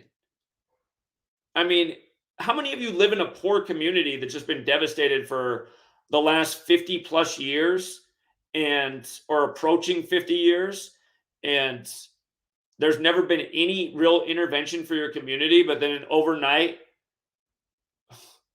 the actor torn president in Ukraine, this country that's been a nonstop news story from the time Obama was in office, really going back to the fall of the Soviet Union in 91. Of course, Gorbachev, the last leader of this year, died at 91 after I'd been talking about all year the significance of this conflict beginning the week before he turned 91 years old, in light of the Soviet Union collapsing in 91, which separated Russia from Ukraine. Anyway, all this stuff, you guys, it's all connected. So here's what I wrote for the conclusion of this one. Again, I was fearing the 45 thing, so it kept me off the gas. Like, normally I would have just taken the Joe Burrow 54 thing here. But I wrote, close call. There are no strong indicators in this game, but if 45 is a strong pattern this weekend, the Bengals could fall to 4-5. 45 ninth triangular number week 9. In reading that in hindsight, I feel like I should have written that in a different way, because then I actually get into what is actually a strong pattern. I was just saying, in terms of just like looking at the numbers and the stats, there wasn't a whole lot lining up to me in this game. I was just like, I don't see what riddle they're doing in the numbers this week. I didn't trust the one thing from the coach. I want to see something with the quarterback. Sometimes the coach has a really good narrative and I'll write it, but I need more than one indicator of the coaches. They say it's a QB-driven league, and to me, the majority of the riddles are through the QBs. But again, here's what I wrote. The blah, blah, blah thing about 45, I was fearing that pattern in a lot of games this week. But I said, that said, Joe Burrow's career has been defined by the number 54, from LSU to taking the Bengals to the Super Bowl in their 54th season. So him getting the Bengals to 5-4. Again, you guys, go back and see everything I wrote about this number. My book, Number Games, which is free to download. Read the chapter. Again, because downloading my book is an ebook, because then you get the search feature in it. You just need a PDF reader that'll allow you to read an ebook in a PDF. But read the section on Joe Burrow, and I talk about all the 54s with LSU and Joe Montana, and then in the Bengals' 54th season, in the year of the Tiger, which I also talk about in the book, he takes the damn team to the Super Bowl. And he does become 5-4 this year, and it was a blowout game. They destroyed the Panthers as they became 5-4. That number has defined his career. And the Dolphins and the Bears game. Here's what I wrote for this. Again, tight week, but here was the advice. If the Bears upset, they are 4-5 in week 9. Again, we're emphasizing the 45s plus Bears and Miami equal 45. and Justin Fields would become 4-5 at home. They would also give the Dolphins their 18th loss in week 9. Now, those are good numbers with those teams, but you got to look at the other side because sometimes there's a good narrative there. The concern is the Bears could also fall to 3-6 with a loss, and Fields could become 3-6 at home. Bears and Miami equals 36. It might be wise to take the Bears with the points because if Miami does not cover, they are ATS against the spread 4-5. So there's where the 45 could also play. That doesn't necessarily mean the Bears win because there is enough narrative on that other side that makes sense with the Bears to lose and Miami to win as well. So if you took the points, Miami was a 5-point favorite. They won by 3. If you took the points as I advised, which said it looks like the wise move here, you won your bet because they lost by 3. When you take 5 points, that means your team, they can lose the game, but they can't lose by more than 5. If they lost by exactly 5, you would just get your money back. If they lose by 4, you win the bet. So that's why, a lot of football games are decided by a field goal. It's very realistic for a game to end in a field goal, even if one team is seemingly better. That's the magic of the NFL, making it seem like any week, any team has a chance. And sometimes the very worst teams, they beat one of the best teams. It's like the Super Bowl for the fans. And you guys know what it is when you live in these cities. Like when the Seahawks sucked and they beat a big team, everybody's got this huge buzz. Like all the kids at school, yeah, the Seahawks won. I'm up here in Washington State. I'm in Portland growing up. Pacific Northwest only has, that's funny. You look at all the teams on the East Coast, they're densely populated. The West Coast, there's teams out here, but they're all spaced out. Anyway, Portland and Seahawks, those are like 2 of the big franchises, and the Sonics before they went to OKC. Big sports franchises, but just our region. If those teams won, everybody'd be all charged up. They're all into the games. You see how that energy. Remember how all those words equal 74. English, occult, gematria, energy. They're all 74. Holiday, Independence Day. It's like Jesus, cross, Messiah, gospel, parables. Look at how much people believe in their country. Look how much they believe in their religion. Muhammad. All over the place. Jewish 74. Jesus is from Judea, right? Anyway, Gematria is a Jewish practice. By the way, I should have said that earlier in the lesson. All this comes from Kabbalah. Look into the Book of Formation. It says God created the world with numbers, letters, and words. And here, just for, this was the first game of Sunday. Chargers at Falcons. So we said close call. On one hand, the Falcons, who have the better value, can drop the Chargers to 4-4 in the state of Georgia. That number does play a lot. It played last week. Remember, Matt Stafford equals 44 like Georgia. Stafford wins the Super Bowl on the 44th day of the year after Georgia wins it. And then Vince Dooley dies this year, who was at the game, who they made a big deal about with his 201 career wins. And if you're new here, soon enough, I'll be done with my 3rd book, which just focuses really on the number 201. And yeah, the organic side of this book is going to really be the 3rd one's the charm, because yeah, it's a whole nother thing to get into, but I got the story of stories. And the Falcons did have a chance to improve to 4-1 at home. That did play for Cleveland in the NBA today, who became 4-1 on the road and now who go 8-1 into the Los Angeles Clippers game, where Los Angeles Clippers is 81. But I go on and I just talk about, recall last year, just the ritual with Georgia and Stafford in 44. I say this game's 38 weeks after Super Bowl 56, where Falcons equals 38. And in addition to that, because again, we're talking about the other LA team, which hosted the Super Bowl. And remember, Super Bowl 56 won by the Rams. The Rams and the Chargers share the same building in LA, in case you didn't know that. Recently built stadium. And in addition to that, and think about it, you guys, major market where, think about it, you guys, just from a marketing standpoint, right? Trying to create fans, because LA is notorious for not supporting their football teams. Now they have a brand new expensive stadium. They got 2 teams to cheer for, twice as much money potential to make. And,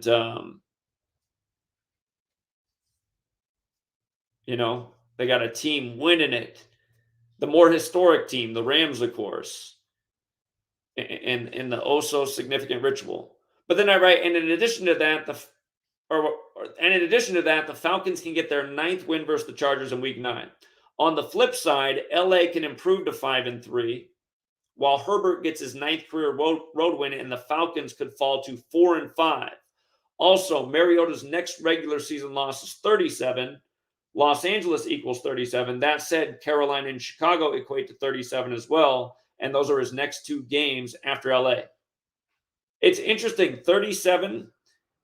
The Patriots also have the 37 connection, and so do the Buccaneers. It is the number, I do believe, that is shared by the most teams in the NFL. The word American is also 37. A very interesting number. 37 is the 12th prime. Brady wears 12. Big number in NFL quarterback history, number 12. The football field, a lot of people think of it as a 100-yard field, but it's really a 120-yard long field. 1-2, like 12-0. And that's because there's 10-yard end zones on each end. So it's 100 yards that they go up and down, but those end zones are 10 yards each for a total 120 yards.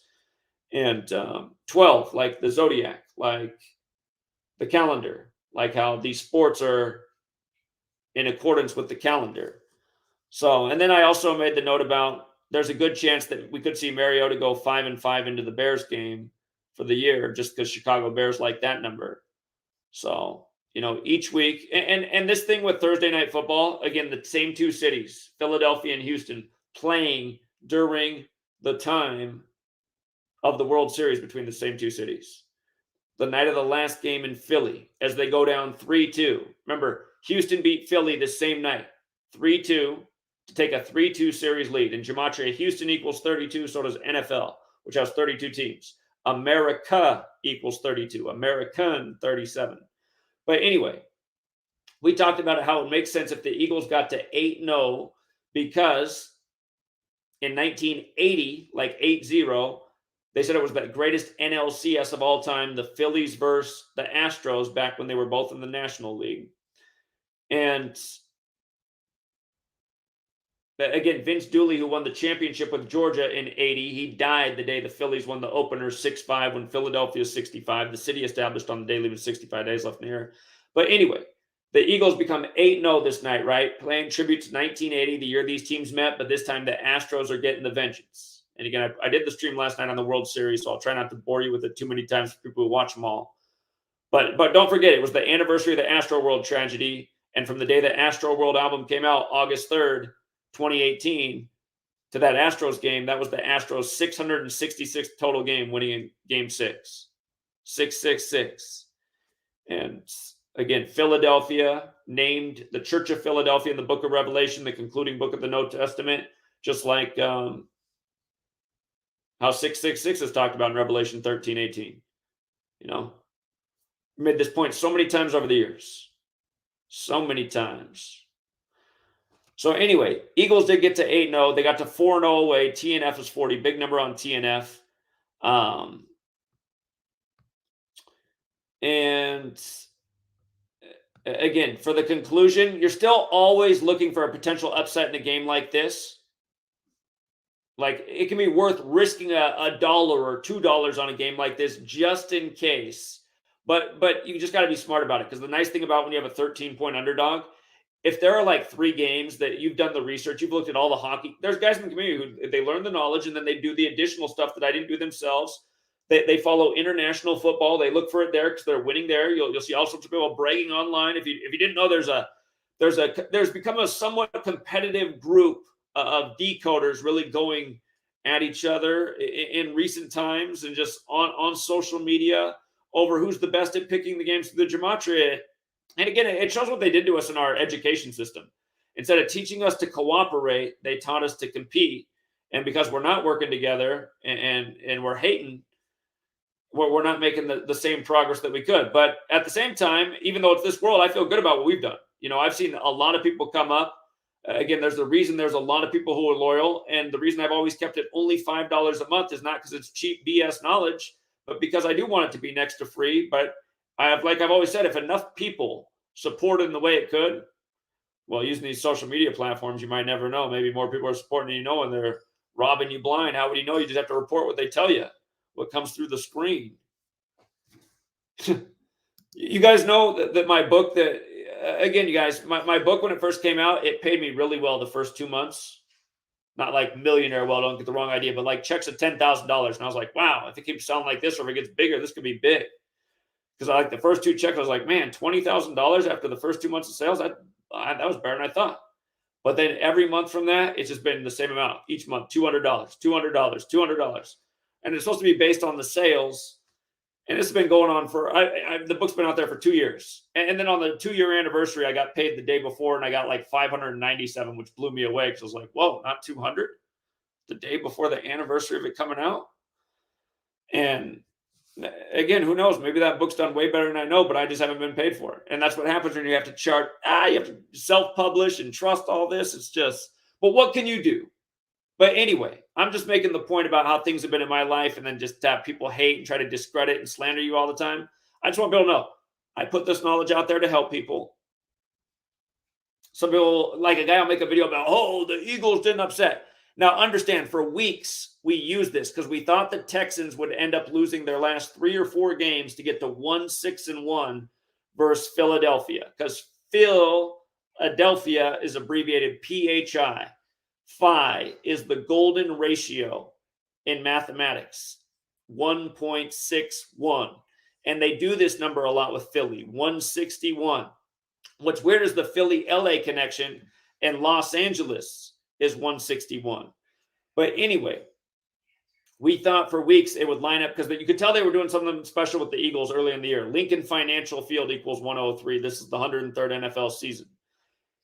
But we could see they're doing so. And remember, the year that it was Eagles-Patriots, we said in week 3, because of what Trump did on September 23rd, taking on the protesters, the date 239, we said, look at that. The flag sewn at 239 Arch Street in Philly. That's the 52nd prime number. It's Super Bowl 52. President equals 52. White House 52. Government 52. Authority 52. Pope 52. The 52-week calendar named after the Pope. All roads lead to Rome. Earth equals 52. Again, you guys, this stuff might sound stupid, but look it up. Enlil equals 52. Flood equals 52. I'm doing these circles for the Earth to make you think about it. 52 for Earth, Pope, Enlil, Devil. They're all 52 in the Bible. In the Bible, it makes the point about Satan ruling over the earth or being the prince of the air. The Pope, this holy authority, using the spiritual influence to build a massive palace in Italy, the land of where all these designer brands are that people pay a fortune for. They worship. That's the thing about our society, you guys. For all the Christians out there that hate me, I would agree. I think it's better. I think it's better to have a Christian society than the one we have now. And understand, you guys, I was raised Lutheran, but when I was 12, I saw how religion divided people, and it made people fight and think they were better than other people. And I saw how people used it as like a way to get out of trouble or to like vouch for something that they really weren't legit about. I just saw the flaws of religion, and I started to think there's got to be a creator, but I think maybe all the religions are a little bit true and some of the things are wrong and some stuff doesn't make sense. And come on, how could that really happen? And maybe, but why should I believe in that? Why did that happen thousands of years ago, but not now? You know, how come I'm praying to this name every night and things aren't changing? But anyway, it never made me think that there wasn't a God. I never really understood the atheist thing. But again, the point I'm making is people used to worship, you know, a creator more, because ultimately that's what the religions will make you do, right? They'll make you worship a creator. And I think it's better if people are thinking there is a creator than not. And I think because you see what we have now. People worship designer brands and celebrities and money. And you see what kind of society that leads to. And of course, these things have coexisted, religion and money. And again, there's a reason that churches don't have to pay taxes. And the Catholic Church was the government of Europe, and we're pretty much modeled after Europe, which the Catholic Church was ruling at the time, whose architecture's all over D.C., who have us watching these games in these Roman Colosseums. But anyway, here's what I wrote about this game. You know, special note. Notice the Eagles can become 8-0 against the Houston Texans. My troll will ignore this part of the video, and he'll make like a bold highlight. He'll just skip the whole top post, And it'll be like, there is a potential monster payout tonight if Houston pulls off the miracle of dropping the Eagles to 3-1 away. That pattern does play a lot in Houston, but I referred to it as a miracle because people know for weeks I've been talking about them becoming 1-6-1. But that said, like we have been saying for weeks, there's a good chance Houston ends up 1-6-1 because of Phi, like I just told you, and how they can also fall to 0-3-1 at home, which is also like 31 in Houston, and the Eagles can get to 4-0. So again, that was the much more likely scenario. But again, the beauty of this knowledge is you see that there actually is a chance, and these games do hit. When the Panthers upset the Bucs as 13 or 12 or 13-point underdogs the other week, we thought that was a very great chance. I felt really good about that one because there were some powerful numbers. You don't have to risk a lot of money on these games. To me, things are expensive right now, right? But maybe for you, things are expensive, and you do buy lottery tickets, and you wish you had more money. I'm not telling you for sure that you're going to get rich off this. You might look at this and not come to the right conclusions. It's all about the person. There's people who do very well with this information. But the thing is, if you learn to understand what I'm talking about, you start to recognize the patterns that hit for you with your team. When you have a team in your city, you're going to know about their history. You're going to start to pay extra careful attention because you're watching their games. You can just specialize on your team in your city because you're noticing what they're doing a lot. That's the way it is. When you use your own mind with what you learn from somebody else, when you try to become better than the teacher, which is always happening. And that's why I've always said, that's why all people hate me. I've always predicted from the beginning, somebody will find this knowledge who will do better than me because they'll have more knowledge about the sport. They'll be even smarter. And there's people in the world who can make that argument. There's also a lot of trolls and haters that need to just stop. You can't even count how many days Liz Truss was in office. You missed the whole riddle. How embarrassing. Can you imagine dedicating your whole channel to hating on somebody, and then the time you finally put out your own public observation, you didn't even count the number of days right, and you did the whole decode on that? I mean, that's who my critics are. Embarrassing. Should be embarrassed. But he would ignore this, and he would just highlight the sentence about the potential, and he'd say, imagine if you put $100 on the miracle. And it's like, where would I have ever told anybody to put 100? If you watch my streams, I say this type of bet, you can get a great multiplier effect. You can risk a little, like a $5 bill, put it with a few games that you like a lot that day, and potentially make 100. That's a lot better chance of winning than a lottery ticket. And you know what? If you won $100, 100 doesn't go that far in today's world as much as groceries are. I feel so bad for people that have big families. And you see, this is going to curb human behavior. If you're a teenager right now and things are just going to get more expensive, and by the time you get out of high school, it's like, man, you got no alternative but to get something that, I don't know. Actually, never mind. I just drove by a McDonald's in Selah, Washington, and it said starting wage $21 an hour. I was like, damn, 21 starting wage at McDonald's? When my sister, who's 12 years older than me, was in high school and had a fast food type of job, Village Inn for people in the Pacific Northwest, the minimum wage was like $2 an hour. And she was born. That's like the late 80s. So I was like, man, 21 to start at McDonald's? Wow. If anybody wants to live in Selah, Washington and work at McDonald's, and that doesn't sound too bad. I'm not advocating for anyone to work at McDonald's either. Please don't eat their food.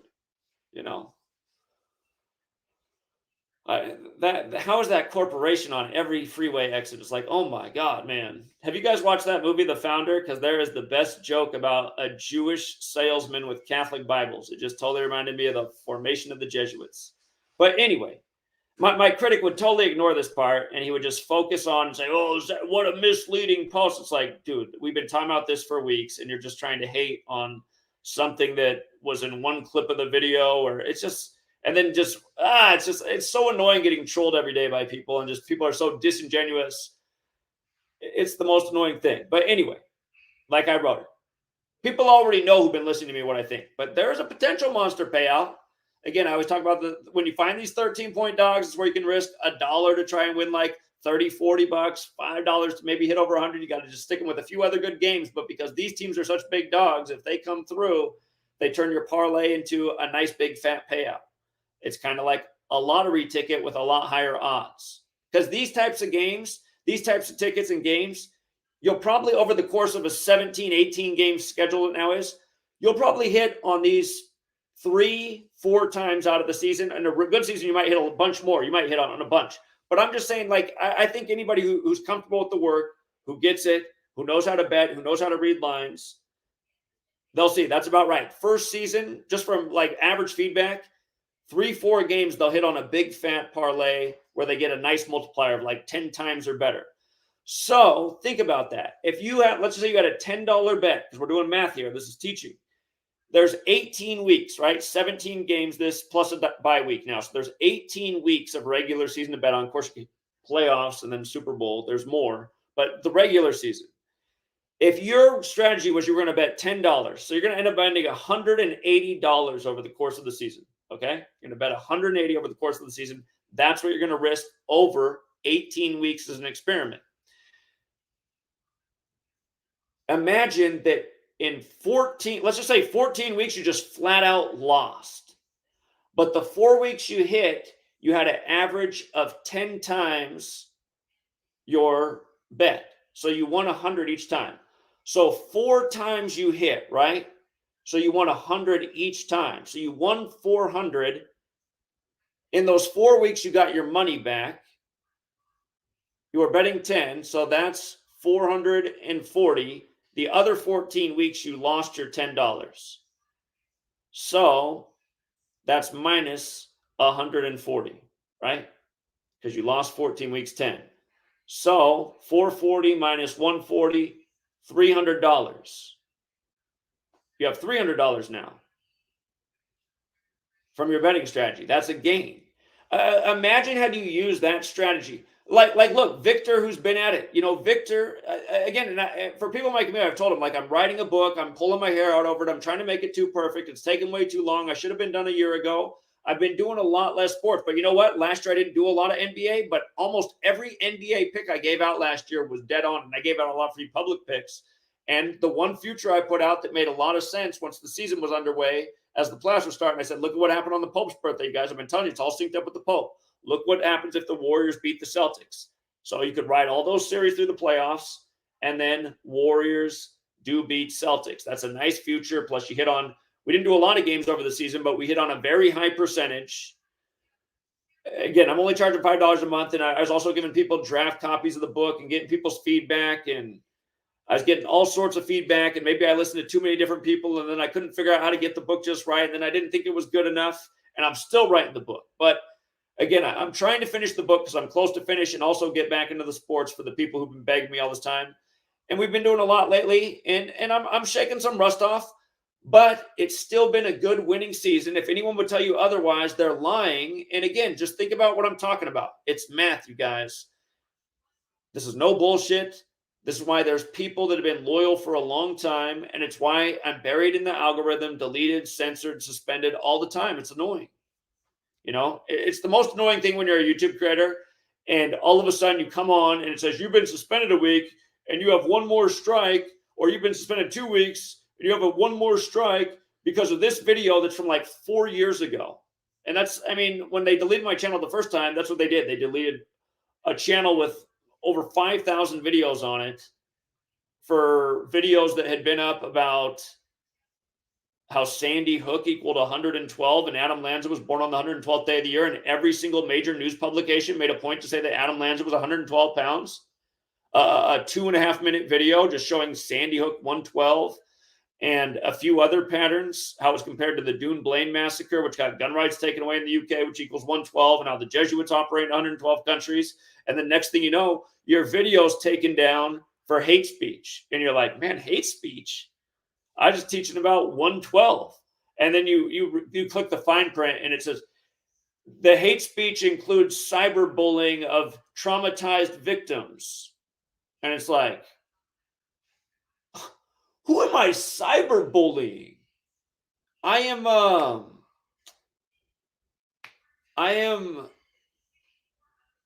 am sharing an observation about a news story where they have to let you know that somebody weighs 112 pounds, like it's important on every. When I was still, that was the last year I worked in a school, 2012. I was at a private school in the Bellevue, Washington area where a lot of tech parents are that can afford to have a nice private school. And I got to see, and there's the only year I worked in a private school. I went from working in the poorest school district in Seattle in a failing school where they didn't want people who taught about Martin Luther King Jr.'s A Time to Break Silence speech. They wanted to keep it to I Have a Dream. And that was punished. And, just keeping to the script is what it's just. I already knew school was like that. They don't want people in schools that go against the curriculum and share things with students that might be, well, maybe we shouldn't know about Martin Luther King Jr.'s Beyond Vietnam Time to Break Silence speech because even the president didn't like him for it because he said our military is bringing back this culture of death and violence that's destroying our communities. Look at all the homeless people with the mental problems who can't believe what they've done from being in Vietnam. I mean, is it not true? How many homeless veterans are on the street? Martin Luther King Jr. coincidentally dies 1 year to the day of that speech. He dies on the 95th day of the year the Jesuits created to counter the 95 Theses. The leader of the guy who wrote the 95 Theses is Martin Luther, and that wasn't Martin Luther King Jr.'s birth name. He was born Michael. Martin, by the way, equals 42, like the sitcom Martin, where he lives in apartment 42 in Detroit on the 42nd parallel where Motown's from. But anyway, again, just coming back to the conclusion, if you're new to my work, if you're not as familiar, I could sometimes write conclusions with greater clarity, but I'm just so often, I know that I'm speaking to most of the people who call in are the people I'm thinking about, and I'm thinking like the veterans know exactly how I mean it. There is a potential monster payout. That doesn't mean, whoa, man, I'm going to become a billionaire tonight. I'm betting my whole house. No, that's not at all what I'm talking about. I'm talking about, just like I always say, stay modest on long shot games, especially since it's going against our thought that we've had for weeks. Here's a chance just in case. Maybe $1 to $5 to try to get that big fat one, but no more than that. Skip your next cup of coffee if you lose, because you're probably putting cream and sugar in it anyway, and that's what makes it horrible for you. By the way, all you guys who drink coffee every day, if you want to lose weight, you will be amazed how much weight you lose if you just drink your coffee plain. You will be blown away. You will be flabbergasted. You will not believe that you didn't realize this for all of your life. And then you'll start to realize that you've been drinking these sweet coffee drinks and sweet sugary drinks in the morning for all of your life, so you never really thought about it. It just seems so normal. Every time I go to the grocery store, it's like everybody's got Pepsi and Coca-Cola and everything else like it's going out of style. And they look like they could lose a few pounds. You guys, these sugary drinks are killing everybody. That's more important to know than the sports knowledge. Drink your coffee plain, drink your tea plain. You will be much healthier for it. It's messing up your digestion, all the sugar and stuff. It's like polluting your tract. It's creating bad bacteria. It's making your stomach hurt. It's making you gassy. It's making you have a lot of the health problems and breakouts. It's the sugar overload. Here, I'm going to tell you guys something. I started to think about it a little bit more, and I remembered, because I've always said that I haven't taken any pharmaceutical drugs except for ibuprofen. And you know what? I was thinking about that, and I realized maybe that is not true. The one other, it wasn't for a long time. My mother really wanted to put me on it almost proactively. And it's funny that it was called Proactive, the stuff that was out at the time, because my sister, when she was growing, all my sister ever ate was meat and cheese. She stayed healthy because she was very active, so she was very fit. But all she ever ate was like meat, cheese, and bread, and sardines, and tuna, ramen noodles. She didn't. I had a hunch as a kid that like you should get at least like some kind of vegetables. So I always ate healthier than her, and it could be genetic or instinctual. We have different fathers. We end up being. What's weird is I'm born on 2/17. I'm born on the 21st day of July, or July 12th, 7/12, and she's born on December 7th, 1/27. They're like numbers that are reflections of each other. 7/21, 1/27, and we grow up to be polar opposites. She thinks just like she's just the polar opposite of me. It's amazing. Anyway.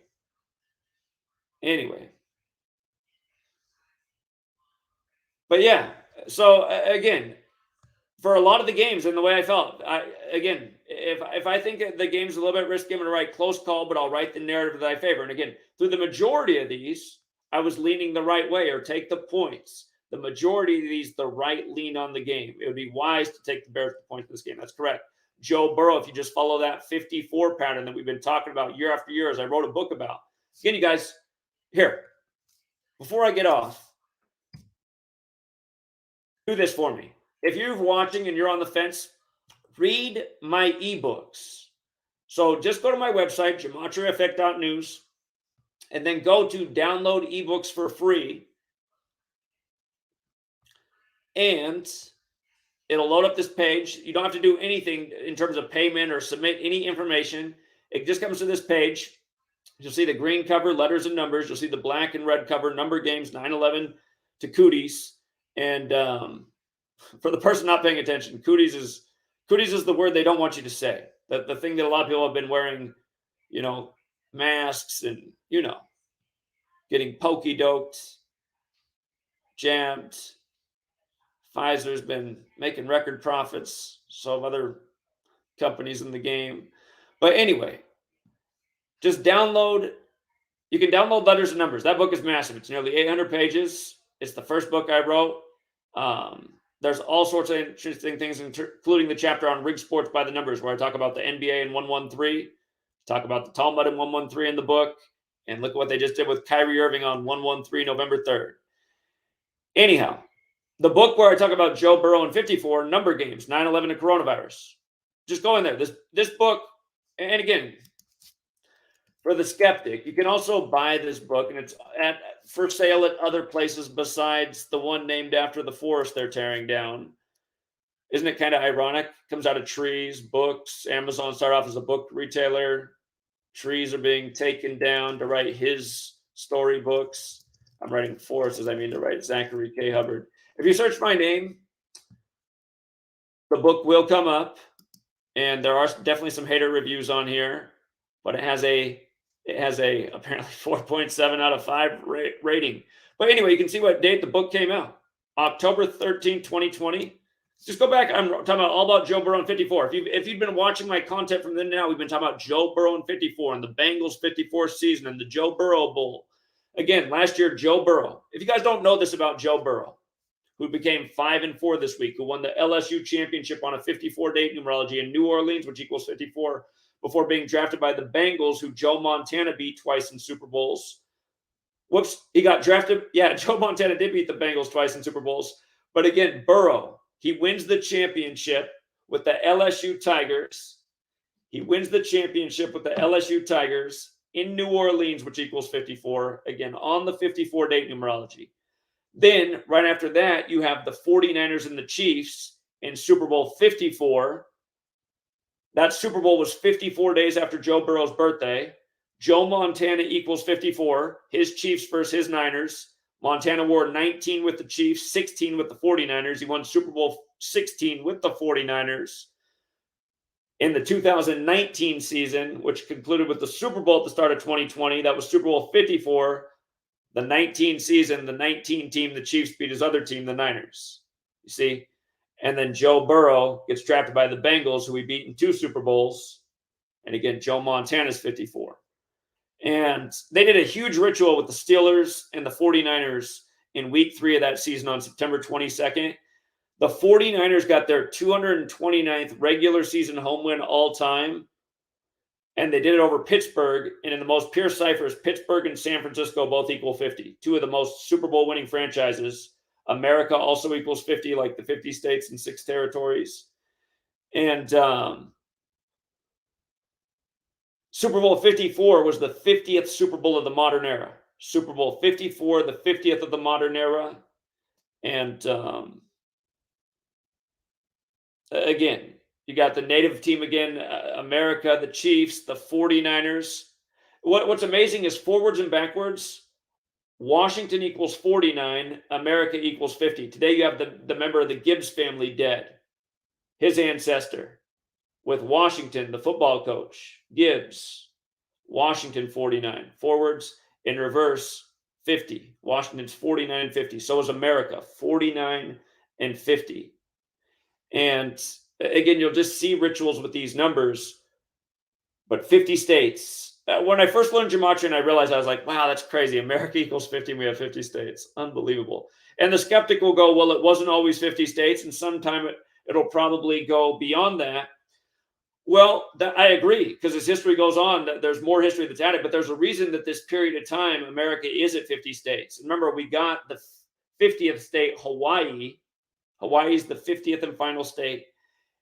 You guys want to hear white supremacy? Go back. God can even say the truth anymore about what presidents said in the past.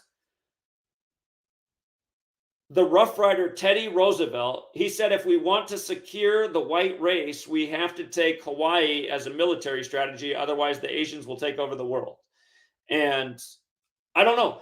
I mean, it sounds bad, right? It sounds bad. What if it was true? What if like that military thing didn't happen and all the think about all the nuclear accidents near Japan. What is really going on, you guys? It's just like, it's hard to know, but you just look at all these details from history. You see these things presidents said in the past. You think about it. I mean, Hawaii is right there by Japan. Pearl Harbor, that was used to instigate World War. At the end of the war, I mean, most of the leaders were alive and well and probably richer than ever. I mean, a lot of their country people were probably dead, but who was there to complain? All the men died in the war anyway.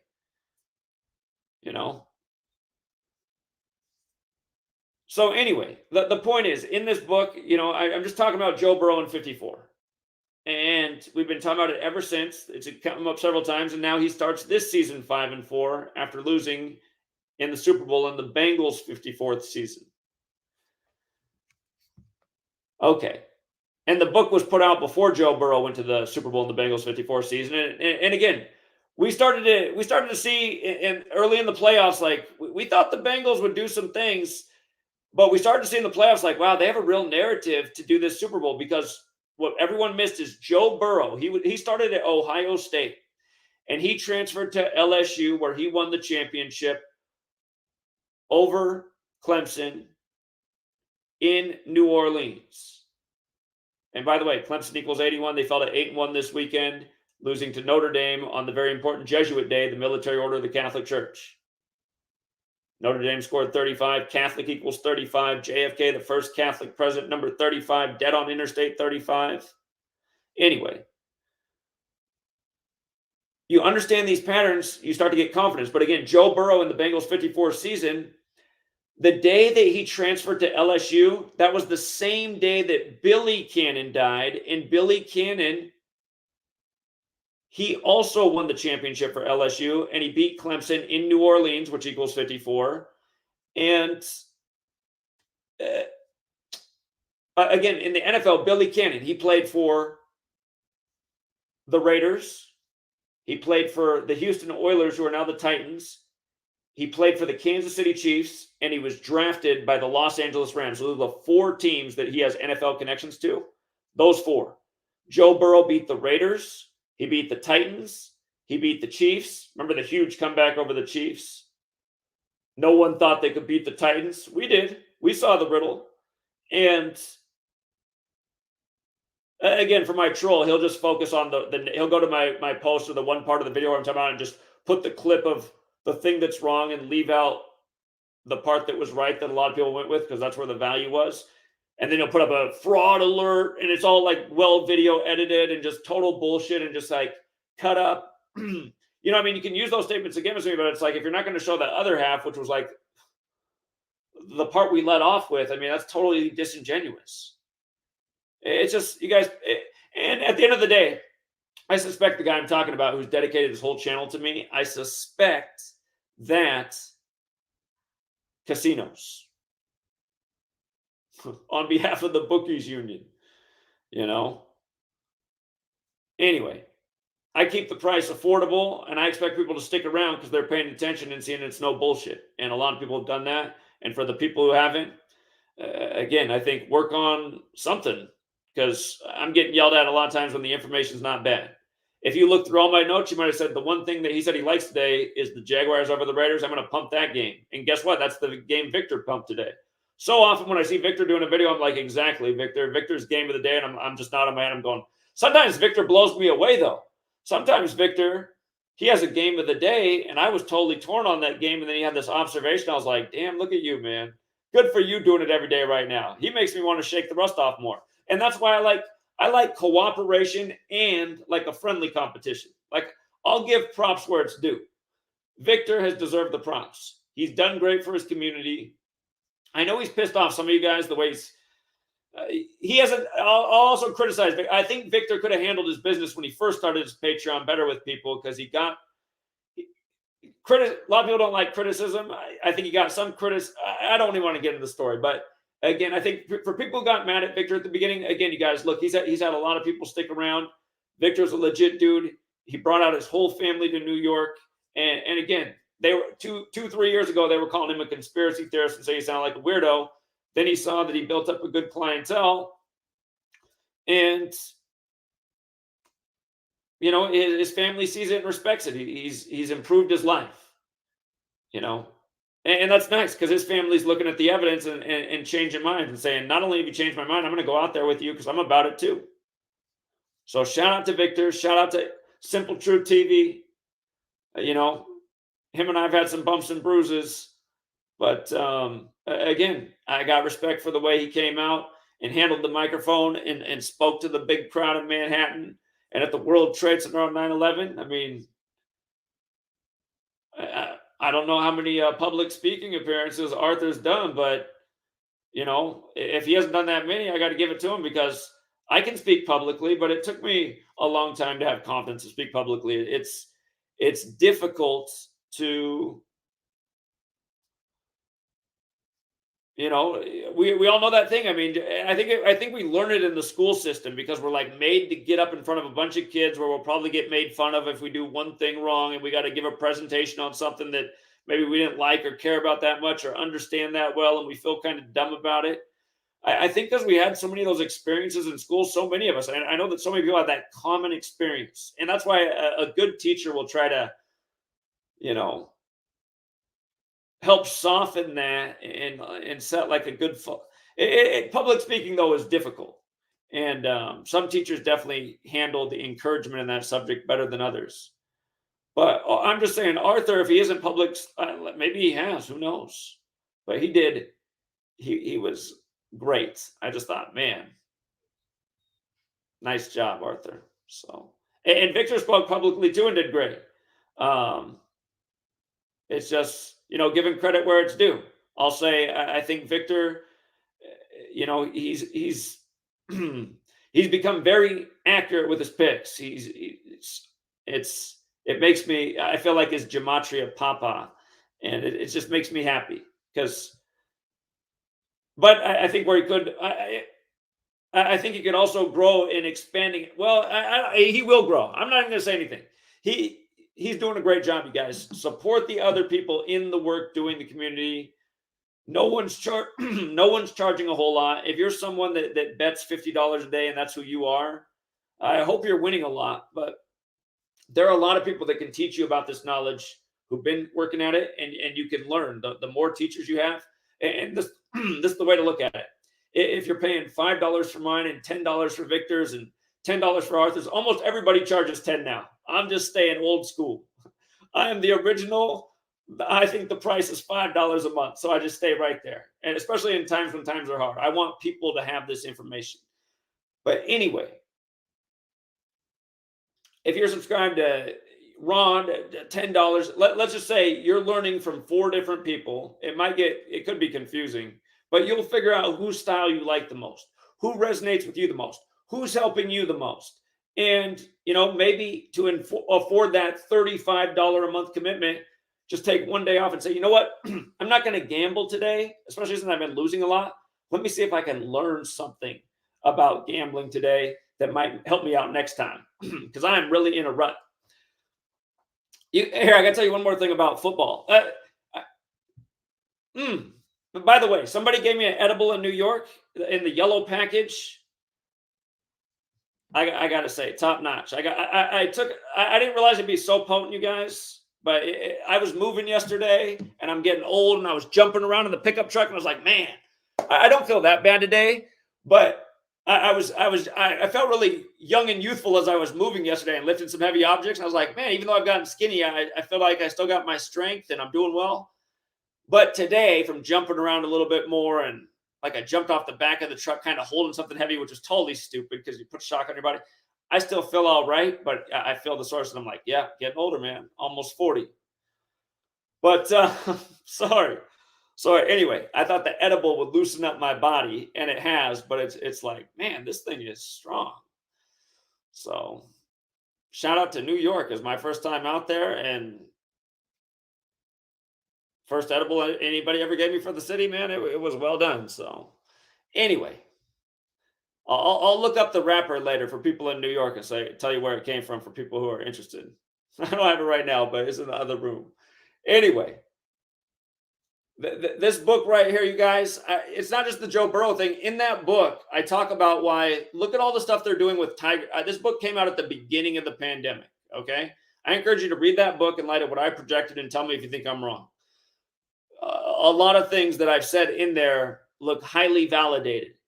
And I said, watch when the year of the Tiger rolls around, they'll wind down this face of the COVID-19 pandemic. As soon as the year of the Tiger came around, it was still wintertime, and London leads the way with Boris Johnson saying all the protocols and lockdowns, it's now relaxed. They're still going to encourage you, but no longer are the mandates in place. After a huge percentage had already complied. And again, you go back and look at everything we were documenting. All the celebrities are wearing tigers. Trump's calling it the China virus. The Chinese calendar has the Zodiac. There's patterns in history with the Chinese Zodiac. The year of the Tiger comes around, the COVID-19 pandemic, they start to wind it down. And again, it just shows rituals. That's what I'm trying to show people.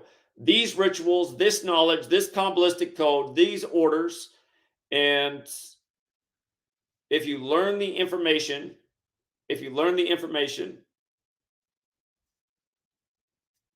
you'll see the benefit in so many ways. You will not be so sucked into the sports game. You will not be so sucked into the politics.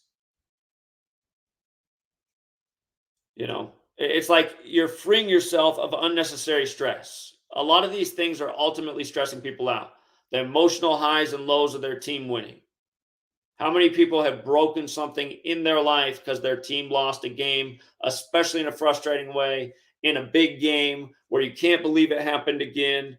Oh my God, how did the ref make that call? Come on. After all that, the ref's going to make that call and just totally ruin the game. Now they got an easy field goal. That's the new thing in the NFL. 25 seconds left. It's like a gamble on who's going to win the game. It's like back in the day, come on, 25 seconds left. You got to go the length of the field. That's what I mean, too, the length of the field. Look at what they just did in the Falcons-Carolina game. And thank God they did, because I really like the Falcons to win that game. And I just had a feeling on that Hail Mary. I was like, watch this. They could score. And then I was like, oh, my God, they tie it.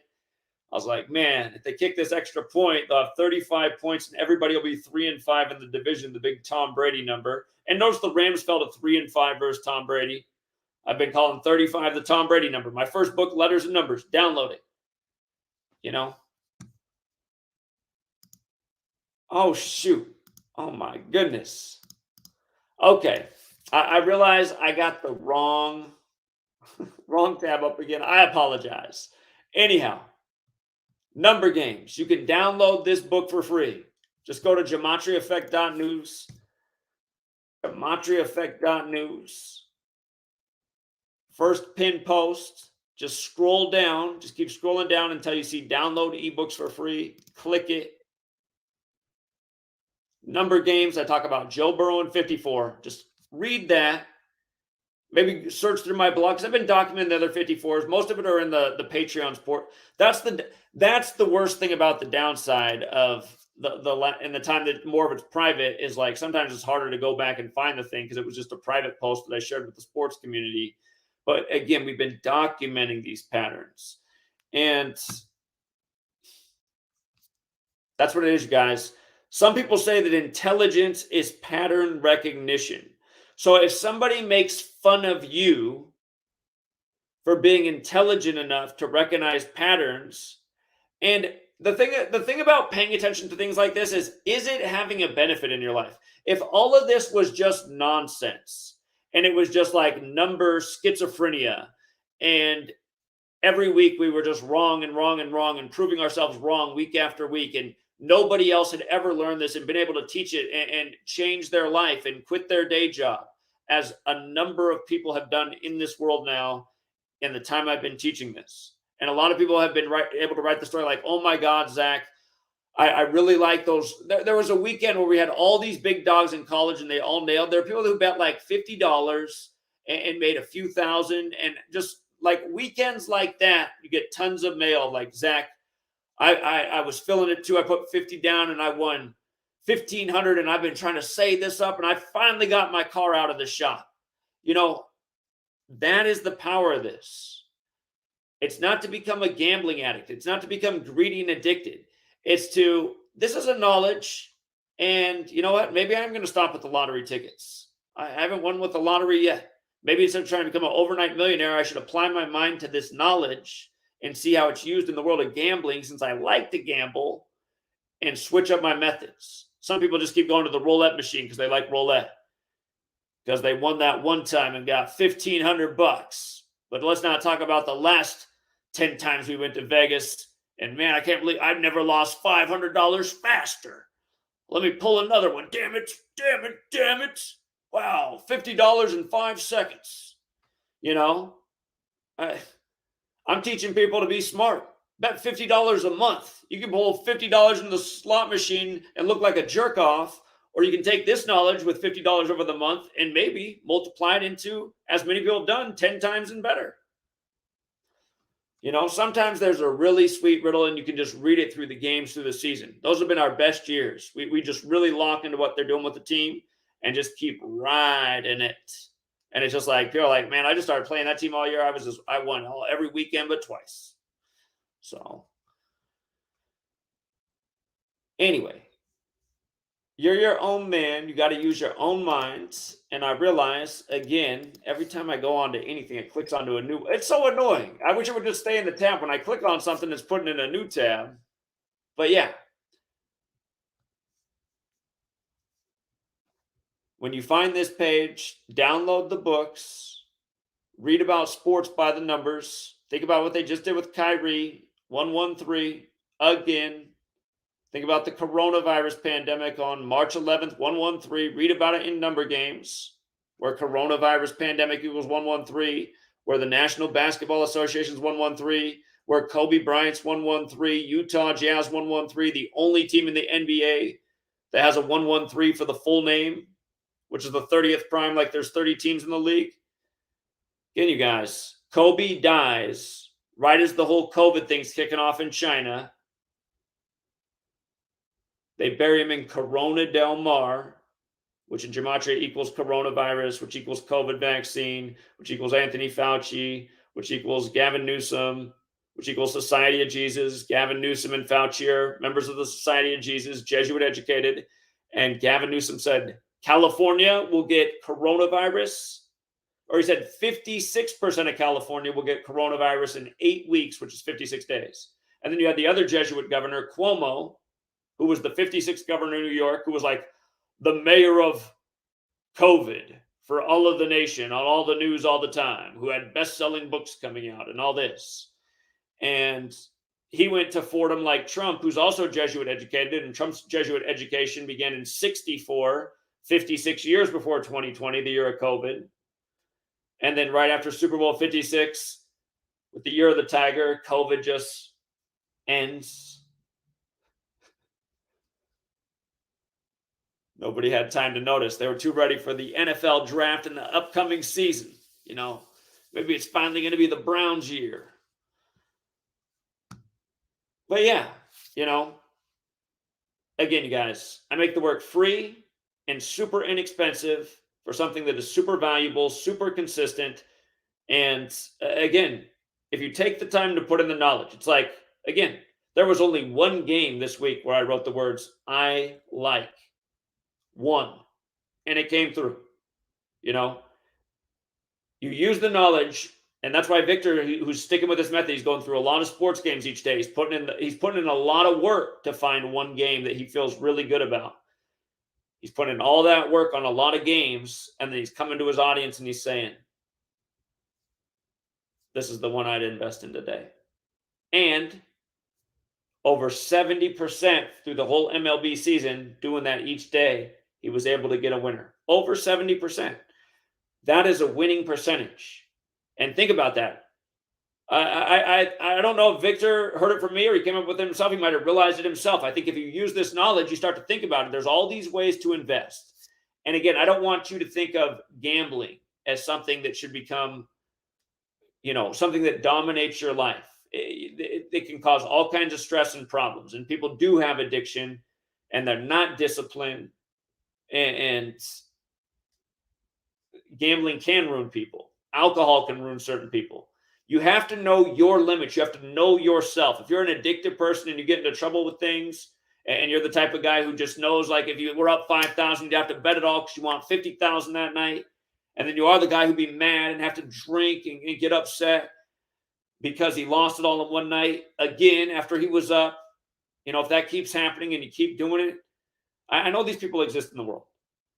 That's not on me. You got to stop being a fool. I'm telling you, all of my critics are fools. They want to hate. They want to try and paint a picture. They want to assume things that aren't true that other people said about me. Again, you guys, in the time I've had books, I've made them free. I've allowed other people to put covers on my books and sell sections of it on other social media platforms. I've allowed people to, there's a gentleman right now who he's working on an audiobook version with his own details. And I said, man, you can mention that it's based on my book, but I don't care if you make it seem like it's all yours. If you're going to make a really sweet audiobook and do it right, and that's what your specialty is, and you think you have some interesting commentary to put on top, your project. If you just give me maybe just a little name drop somewhere, like it's based on a book by Zachary K. Hubbard, and this is my take and my presentation of it. I wouldn't care because ultimately you're getting the knowledge and information out there. And that's what I've said from day one. I am here to wake people up from this coma we're in because we are being ruled over by psychopaths who are leading us to self-destruction. I've been saying that from day one. That's my purpose of being here. It wasn't ever. That's the thing that makes me sad. That's everything I got to close out with. The point of this work wasn't ever to get people to be good at gambling or to want to gamble more or even make money off knowledge. But I found out that's what people help spread the word. And then I started getting the feedback that, you know what, Zach, I started looking at other things you're talking about. And I'm thinking about that now and being more conscious about that.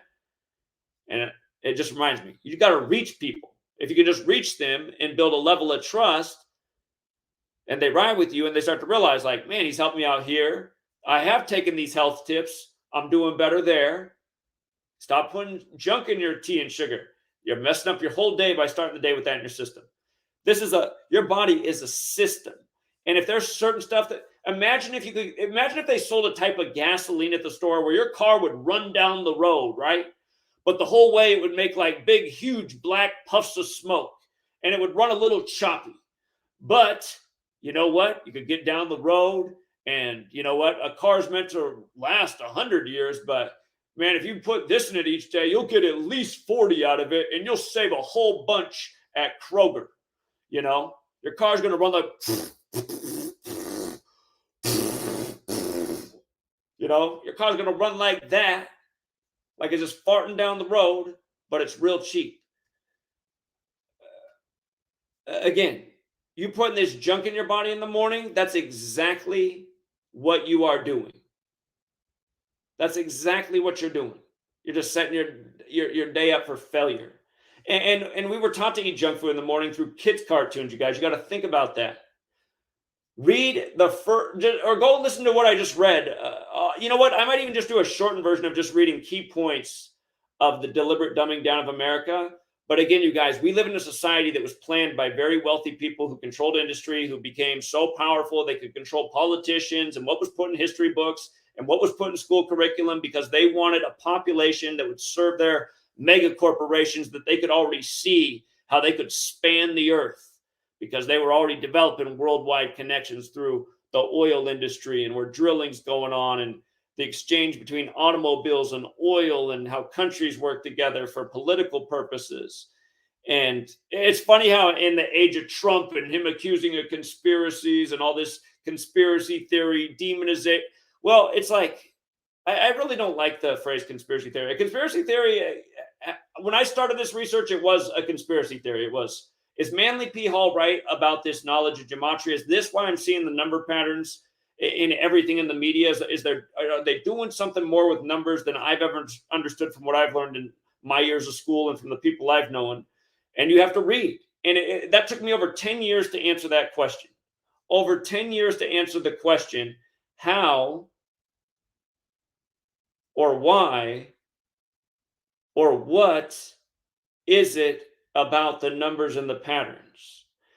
And lo and behold, a book written in 1926 by this man who wanted to share knowledge with the world, who's now demonized by a lot of people. It's like people who weren't alive back then, they want to demonize him and say, oh, he was a bad person and he was trying to take people away from Christianity and Jesus. He was just trying to share knowledge, and his research showed him that the Bible was astrotheology. If you want to say that means he's an evil person, I don't know about that. If ultimately Jesus is the truth, and I'm open to the possibility that Jesus is the truth, to me it seems unlikely based on my life experience. But I have seen some weird things lately that got me. I told you guys a story about the other week about meeting Jesus, who didn't want to go by that. He wanted to go by Jesse because people always call him Jesus, and he gets offended when people refer to him as Jesus. So he wanted to be called Jesse instead. And then at the end of that week, I met Luciano.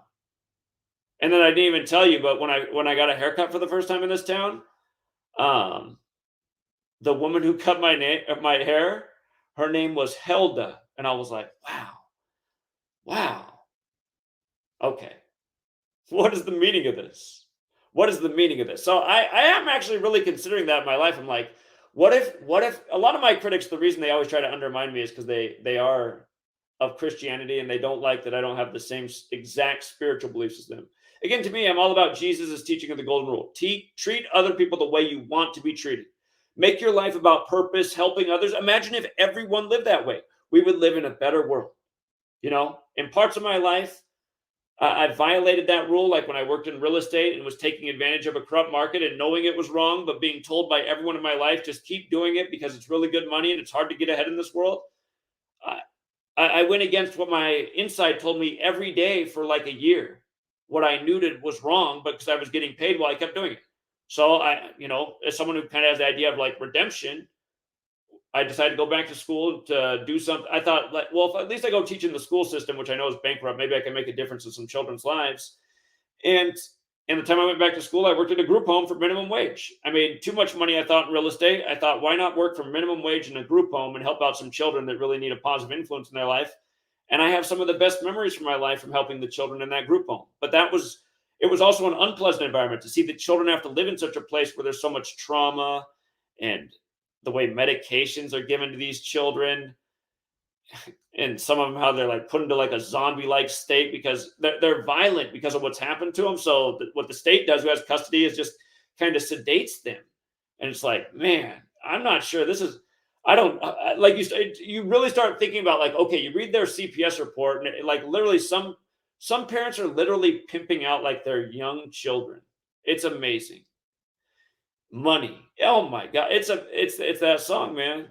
The same people. OJ's sang Backstabbers, didn't they? Oh, probably a sick joke. But they got the song about money. Make, people sell their body and everything else. Anyway, I guess they're children's bodies. But yeah, again, that's why I'm just saying, you guys, maybe it was better when everyone had like this belief in creator rather than just like worshiping materialism and celebrities who are, have all the fame and all the stuff that they want and all the jewelry and whatever else. And you just see what happens when that becomes the normal value system. It's just like,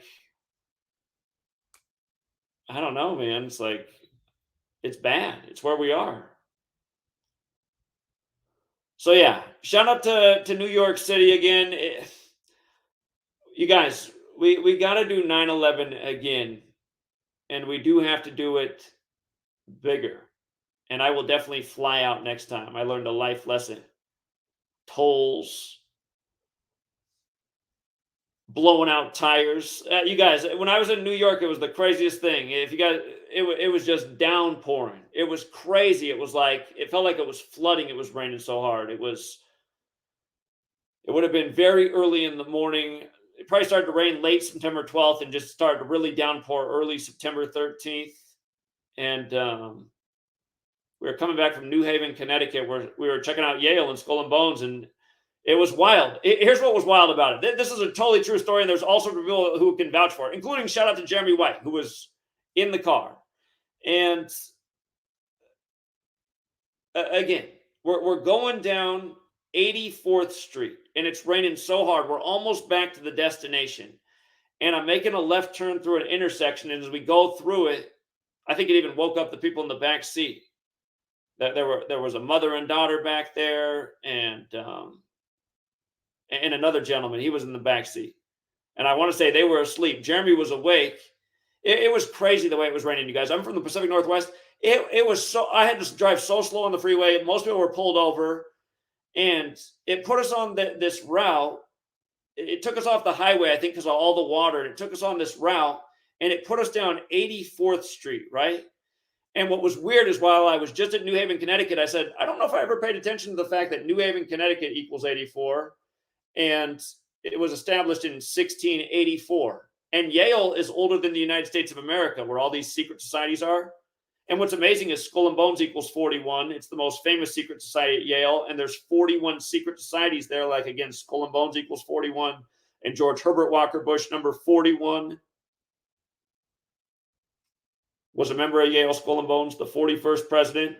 The last time we really saw him in public, he was on the field when the Astros won the 113th World Series shortly before his death. And the Astros just closed out the 118th World Series, winning 4-1, like 41. When you spell out 41, it equals 118, like George Herbert Walker Bush, again, like ossuary. And again, that's where Skull and Bones gets its symbolism from. But anyway, there's just so many things to teach. And for the person who actually did watch this video from start to finish and could put up with all the wrong screens I had up, but actually listen to what I was saying in the narration. Some people will just listen to this like as a podcast. They're going to do the best with this video because I did a terrible job with the video screen. But for the person who watched it from start to finish and who's absorbing the information, again, download the books. If you want to start doing your own calculations, GematriaEffectNews, my website has a calculator. There's a free app to download for all platforms. Just go to GematriaEffectNews. If you guys are new here, again, under the website, on a cell phone, there's probably a drop-down menu, but you'll go to calculator, and then when the calculator page loads, you do have a calculator. I'm on a really slow internet connection right now because I'm using my hotspot. But you'll have the base ciphers here, and then down just below you'll have the apps that you can download. And the calculations on this website, GematriaEffect.news, they're the same calculations as the website Gematrinator.com, which again, Derek, who built this calculator, he came along as a skeptic and was trying to prove me wrong. And then he realized there was a lot of legitimacy to the work. He got so inspired, he built this website. And in the early days, I advised that he set it up so that when you do a calculation, again, you get these four values. Because I was realizing, you guys have to understand, the two ciphers on the left were Houston's 112 and 31. In the World Series, Houston just became 11-2 in the postseason, winning the World Series. And the Phillies, they picked up their 31st road playoff loss. 31st road playoff loss of their franchise history. And earlier in the week, we were talking about the death of Takeoff. Most pure cipher, Takeoff is 28, edit 28. And he was born the year the Rockets won their first championship, 94, 28 years later. He died in Houston, home of the Houston Rockets, one day before the 4-year anniversary of his solo album, Like a Rocket. And Rockets equals 28. But again, Houston, 112-31, also 77. Houston just won the World Series, and I believe it was their franchise picked up the 77th postseason win. If I'm mistaken about that, it's with Dusty Baker, but I'm pretty sure it was Houston that picked up the 77th postseason franchise win.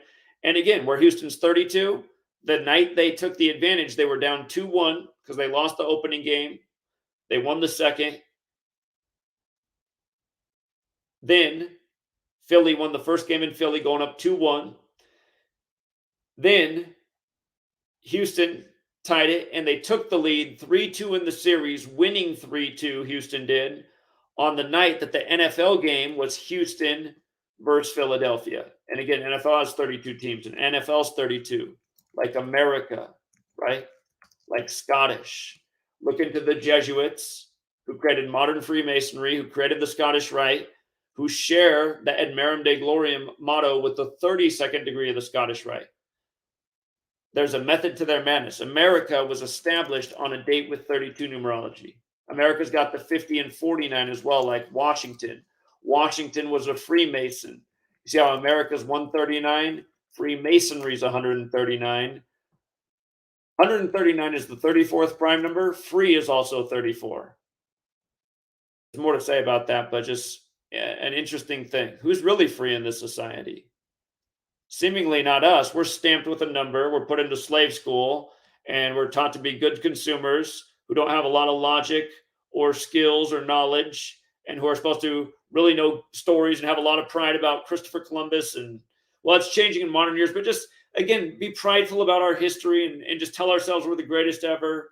And again, I mean, there is a lot to be proud of in America, right? There is ingenuity and creativeness and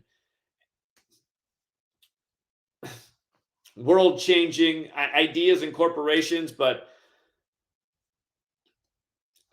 again, it's a lot to explain. But again, just to appreciate the ciphers. Washington 49 and 50, like America. Washington 130 and 140. Again, on Washington State's birthday, November 11th, Pete Carroll picked up his 130th regular season win and 140th all-time win, upsetting the 49ers in a primetime game when the Seahawks were big underdogs that night. Washington's birthday, perfect ritual. There's been a lot of perfect rituals with Pete Carroll. Even synced up with when Paul Allen, the old owner, died. Synced up with old Bill Gates. And there's been plenty of rituals synced up with the Washington teams in 49 and 50. But again, that's how you can realize that the knowledge is true. The only way somebody's actually going to realize that what I'm saying is true is if they look into it and pay attention to it and don't jump to premature conclusions. Stick with the knowledge, pay attention, watch night after night, be aware of the numbers, and then just sit back and laugh at ESPN. You're like, are you serious? That number again? Because once you recognize it, once it's in your consciousness, you're like, man, again? Think about it. Gibbs, who coached for Washington, now his son's dead at 49 tonight. And he's dead on the day, leaving 56 days left in the year when NASCAR equals 56. On the same day that Aaron Carter is dead 56 months after his last album. You know what I mean? It's about, and that's the thing too. If children in this world start growing up in a world where they're not idolizing celebrities and wanting to be the next pop star or superstar athlete. I mean, it's good to have ambitions and goals, but be realistic, but not with the expectation that that's probably what's going to happen for me. I'm probably going to be world famous in the celebrity, because I think a lot of Americans, they're doing the Hollywood dream, whether they live in Hollywood or not. I remember my nephew. I have a nephew he's a young rapper. He's in college now. I don't know if he's keeping the hobby in college, but for a minute, he thought he was about to become world famous. And I just said, have tempered expectations. And I said, I can only say so much because my sister doesn't want, it's sad. My sister's like my second mom, and she's older than me. And because it's her children, I respect it as much as it bothers me. And that's why it's hard for me to be around my sister, because she doesn't want me to share any type of valuable information. It doesn't even have to be Gematria. She just wants to get, my sister wants to read Martha Stewart, Oprah Winfrey. I don't want to talk about it, man. It's just, anyway, it's like my nephew. He wants to be like a hip hop star, right? Or when he was in high school, he did, just like so many other high school age students do. And it's like, would you really want to be that bad if you knew what I was showing? He doesn't know anything about my work because my mom, or not my mom, his mom keeps it all away from him, who again is my much older sister. She's born in 71. I'm born in 83. And I just think of the kind of the irony of it because they were really young. He was really young when I first found this knowledge, and his mom's thought it's just the biggest load of nonsense the whole time. But I was thinking, God, had he learned a little bit about this, he might have realized with his own mind that this indeed is an undeniable pattern. He'd know about how all these years we've been talking about dead rappers in 38. He'd be seeing it with his own eyes all these years. Are you sure that's the kind of industry you want to become famous in? When so many of these guys don't even make it out of their early 20s, they're lucky to even approach 30. You even made it part of the way into being age 27. It's like a long life expectancy to make it to age 27. How are you going to be in the 27 club when nobody makes it there? So, yeah, but I just think about the irony of it because I'm like, man, maybe he would have like a more realistic ambition than being a rap star right now. That was all he wanted to be. He was in total rebellion mode in high school. He was just going to make it with the rap career. And it's too bad. When he was a little boy, he was this. I don't want to talk about it, but he was the sweetest little boy. He put up his big brother always needed to be number one, and his big brother is just physically bigger than him, plus older, and just needs to be number one. The younger brother, he took a lot of whoopings from big brother, and I don't know what parenting my sister was reading, but it was like let the number one be the alpha and in charge. And I was like, I don't know about this because he's gonna grow up with some resentment. Well, he rebelled when he was in high school. Man, he spray painted their whole house. He went graffiti on the inside, outside of the house. He did some damage with some sports instruments to the house. It's like, man, your kid, you've traveled them all over the world. My sister married into wealth. And yeah, I just think, man, it's like you've been saying, it's like, man, had you taught your kid about what I was trying to show the world, he might not be into all this and being influenced by all this and rebelling like this in your house. She still can't see it, you know? She's going to church on Easter and Christmas and calling herself holier than thou because I don't want to go. She thinks it's wrong that I don't go to church on Easter and Christmas. I don't want to go. I don't want to participate in the ritual. I mean, I could go here. You know what I want to hear when I'm done with this video? You know what I really want to hear from people who watch this all the way through? Well, I do always tell myself, I got to figure out how to become a better person. Because like I told you, man, it's weird. I met Jesus. I met Luciano.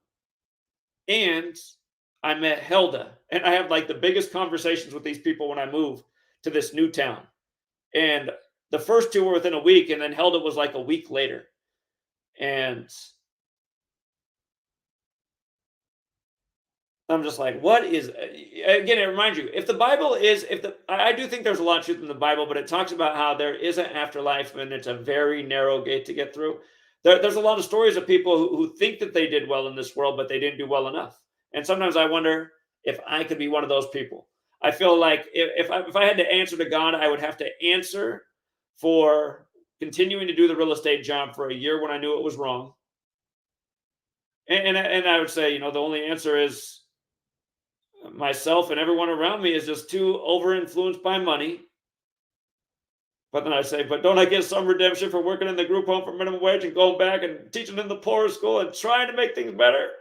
And then, I guess for all the people that hate me, who didn't take my advice and blame me for the $50,000 game they lost on, you've never heard me in my life say bet anywhere near that. I would say be the tortoise, be modest, gambling, make it so it feels like it's a fun hobby that you win at. And when you lose because you're used to winning, it doesn't beat you up too much inside, But yeah, I mean, some people, they just get too greedy. That's why, again, the Bible, you guys, the Bible. There are a lot of stories in there where if you think about them, I mean, there are some stories where you're like, what? Come on, man. Seriously, that was God's. That sure sounds like some petty man rule. But then there are other stories in there that make you really think about things. And then you reflect and you're like, well, yeah, maybe not good enough. you got to get better. So anyway, shout out to New York City. The edibles are intense. My, I think actually what could be better if there was more CBD in it. And CBD is the thing. Like CBD doesn't make you high, but it takes away pain and just makes your body feel. Again, for all of you guys who think like marijuana is some new hippie medicine that only the New World Order is pushing, that there is something to these big chemical businesses getting into marijuana. But the thing about CBD is that product works. It takes away pain. I don't know anyone that has side effects to it. I mean, you can rub it on. It's not something you have to be swallowing. I mean, if you have a really sore spot, you rub some on. I mean, I was blown away the first time I tried out CBD. I couldn't believe how effective it was. And that's no bullshit. And a lot of people will tell you the same thing. And when you eat it, it goes through your body. And again, like, your body, it's not like it just numbs the pain. It actually feels like your body gets a little more fluid back.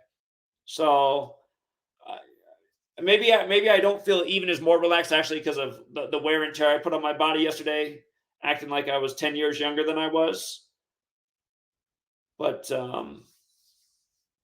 yeah, if anything, the person who gave me the edible in the yellow package, and I just think maybe a little more CBD and maybe a little less THC. It's strong, but thank you. Somebody said long ago when I told somebody like that, they're like, Zach, don't ever eat one of those again. It could be poison. I don't like to go through the world like that, you guys, being paranoid. And I mean, like in this case, it was professionally wrapped. It looked totally legit. But I suppose, you just never know, right? CIA, just who knows? I just feel like it's disingenuous though, because then you're going through life with like the mentality that the authorities have, that everyone's a criminal, everyone's bad. I know you can't be naive, but at the same time, it's like if people don't weird you out and everything looks above board, I'm sure they just brought you the nice edible because they thought it would be nice. And I'm pretty sure that's what this was, but wow. New York City. So, all right, you guys. But yeah, I went way over time, and I just wanted to give a nice long lesson. And what I was also hoping is that Cousin Mar would call in. I hope Cousin Mar's all right. He was supposed to call in tonight, but I was just thinking he would call in at some point in this live stream because he wanted to share a story with the community. And you never know. Things come up in life. So if he can't do it tonight, we'll do it later. But I kept looking down at the phone because the phone has had activity. It's just I haven't seen the name that I was also expecting. So we'll save that for another one. And yeah, I hope for somebody new that finds this, they will find the information beneficial. Here, I will take one call. I don't think this is Cousin Mar, but hello? Hey, Zach, I'm going to go to Washington, D.C. next week, so if there's anything that you want me to do, you can tell me now. Oh, okay. Yeah, just whatever you want to research. Whatever looks curious to you, I would like for you to just research it. And, if you want to just like pull out your phone and do like a little screen recording and just record a plaque on the wall with the numbers and say, look at this building. I did a lot of things like that when I was on the road in cities, just documenting things that stand out in the city, strong numbers that we've seen so many times throughout history. So I think that'd be a cool little project while you're in Washington, D.C. Or if you don't want to present it, you can, you can just journal it down or just make a post about it or however you want to do it. Yeah, I was thinking about doing a video, like just showing like narrating over, over the video and like, hey, look at this thing, look at how this thing's coded, look at where this is, stuff like that. But I just wanted to give you a warning, Zach. Every food, because you could get food poisoning from it, so it's usually a really bad idea to eat food. Cut out. It's a really bad idea to eat food. Cut out. Yeah, What? Oh, you cut out. It's a really what did you say? It cut out right when you said it's a really bad idea. It just cut out. I said it's a really bad idea to eat food because you could get food poisoning from it. So you probably shouldn't do that. Food from what? I'm just joking because you're saying about fear earlier. Oh, okay. Yeah, sorry if it cut out. God, one thing I want to say is it's not you getting old, Doc. Everybody's forgetting stuff now. Me, my dad, people's friends. This young guy's too smart. When he calls in, they're like, "We got to block it." He's got the $1 million observation again. He's a young, free mind. But yeah, no, he started to come back and his call dropped out. Poor guy. It's okay. I got to get off, but I'll finish up your thought. Again, you guys, what if you look into, like Bill Gates in 2010 at his TED Talk, he mentioned geoengineering to curb climate change, which is spraying in the skies to block out the sun so there's less of a greenhouse effect.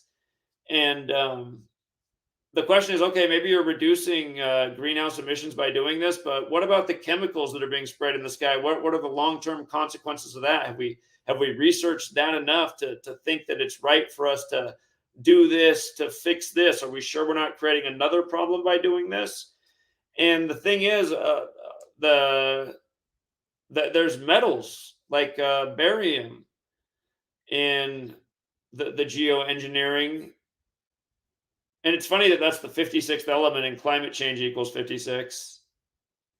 Again, you guys, they said the silver lining of coronavirus, which equals 56, like climate change, was that it helped realize some of the Agenda 21 and 2030 goals due to reduce travel and reduce consumption. So they said that was one of the nice things about the pandemic. It actually helped out with some of the climate change goals. And think of when you think climate, you think Paris Accords, Paris, France equals 56, like Society of Jesus, like coronavirus, like COVID vaccine, like climate change, like Anthony Fauci. And again, the list goes on. You just think about it. The number, you think it's arbitrary? Yesterday on the day, leaving 56 days left in the year, the NASCAR guy's dead, and NASCAR's 56. And again, Nick Carter's dead 56 months after his last album came out. I mean, we download these books for free if you can't afford to pay $5 for them. The ebooks are $5 or free, whatever you prefer. And I ultimately prefer that the knowledge gets out and the world changes. So if that's everything's got to be free, then I guess that's what it's got to be. But if it's $5, some people value something more if they pay for it. It makes them want to read it. Somebody gets it for free and they're like, I'm going to save that on my hard drive and watch a few more movies and play this video game. And then maybe I'll take out 5 minutes to see if I like the book. And that's why I try to write all the books so that it grabs you from the beginning. And I think if you guys do read the books that I've written, you'll find that they're helpful and informative. And the things I've written about have proven themselves many more times over. So anyway, thank you to everyone who does support the work, who's read the book, who shares the knowledge, who set up their own platform to promote it, teach it, try to change their life off of it. Again, that's the whole goal. That is the whole goal. All right, True Cigar, I got to get off. Congrats to people who played it smart today. I'm feeling it was probably a good day, even though overall it feels like it could have been better. So yeah, we'll leave it there. And let me make sure Cousin Mar didn't try to get in here. Shoot. Well, we will connect with Cousin Mar whenever he does become available, because he has a very interesting story to tell. I've been engaging with this man for over 2 years, and I had no idea how interesting his story was. And again, he's a positive story. Could be inspirational for other people that need that kind of inspiration in the world. But I'll wait till we got him on, and we will share it then. So have a good night, True Seeker. Thanks for tuning in, and until next time.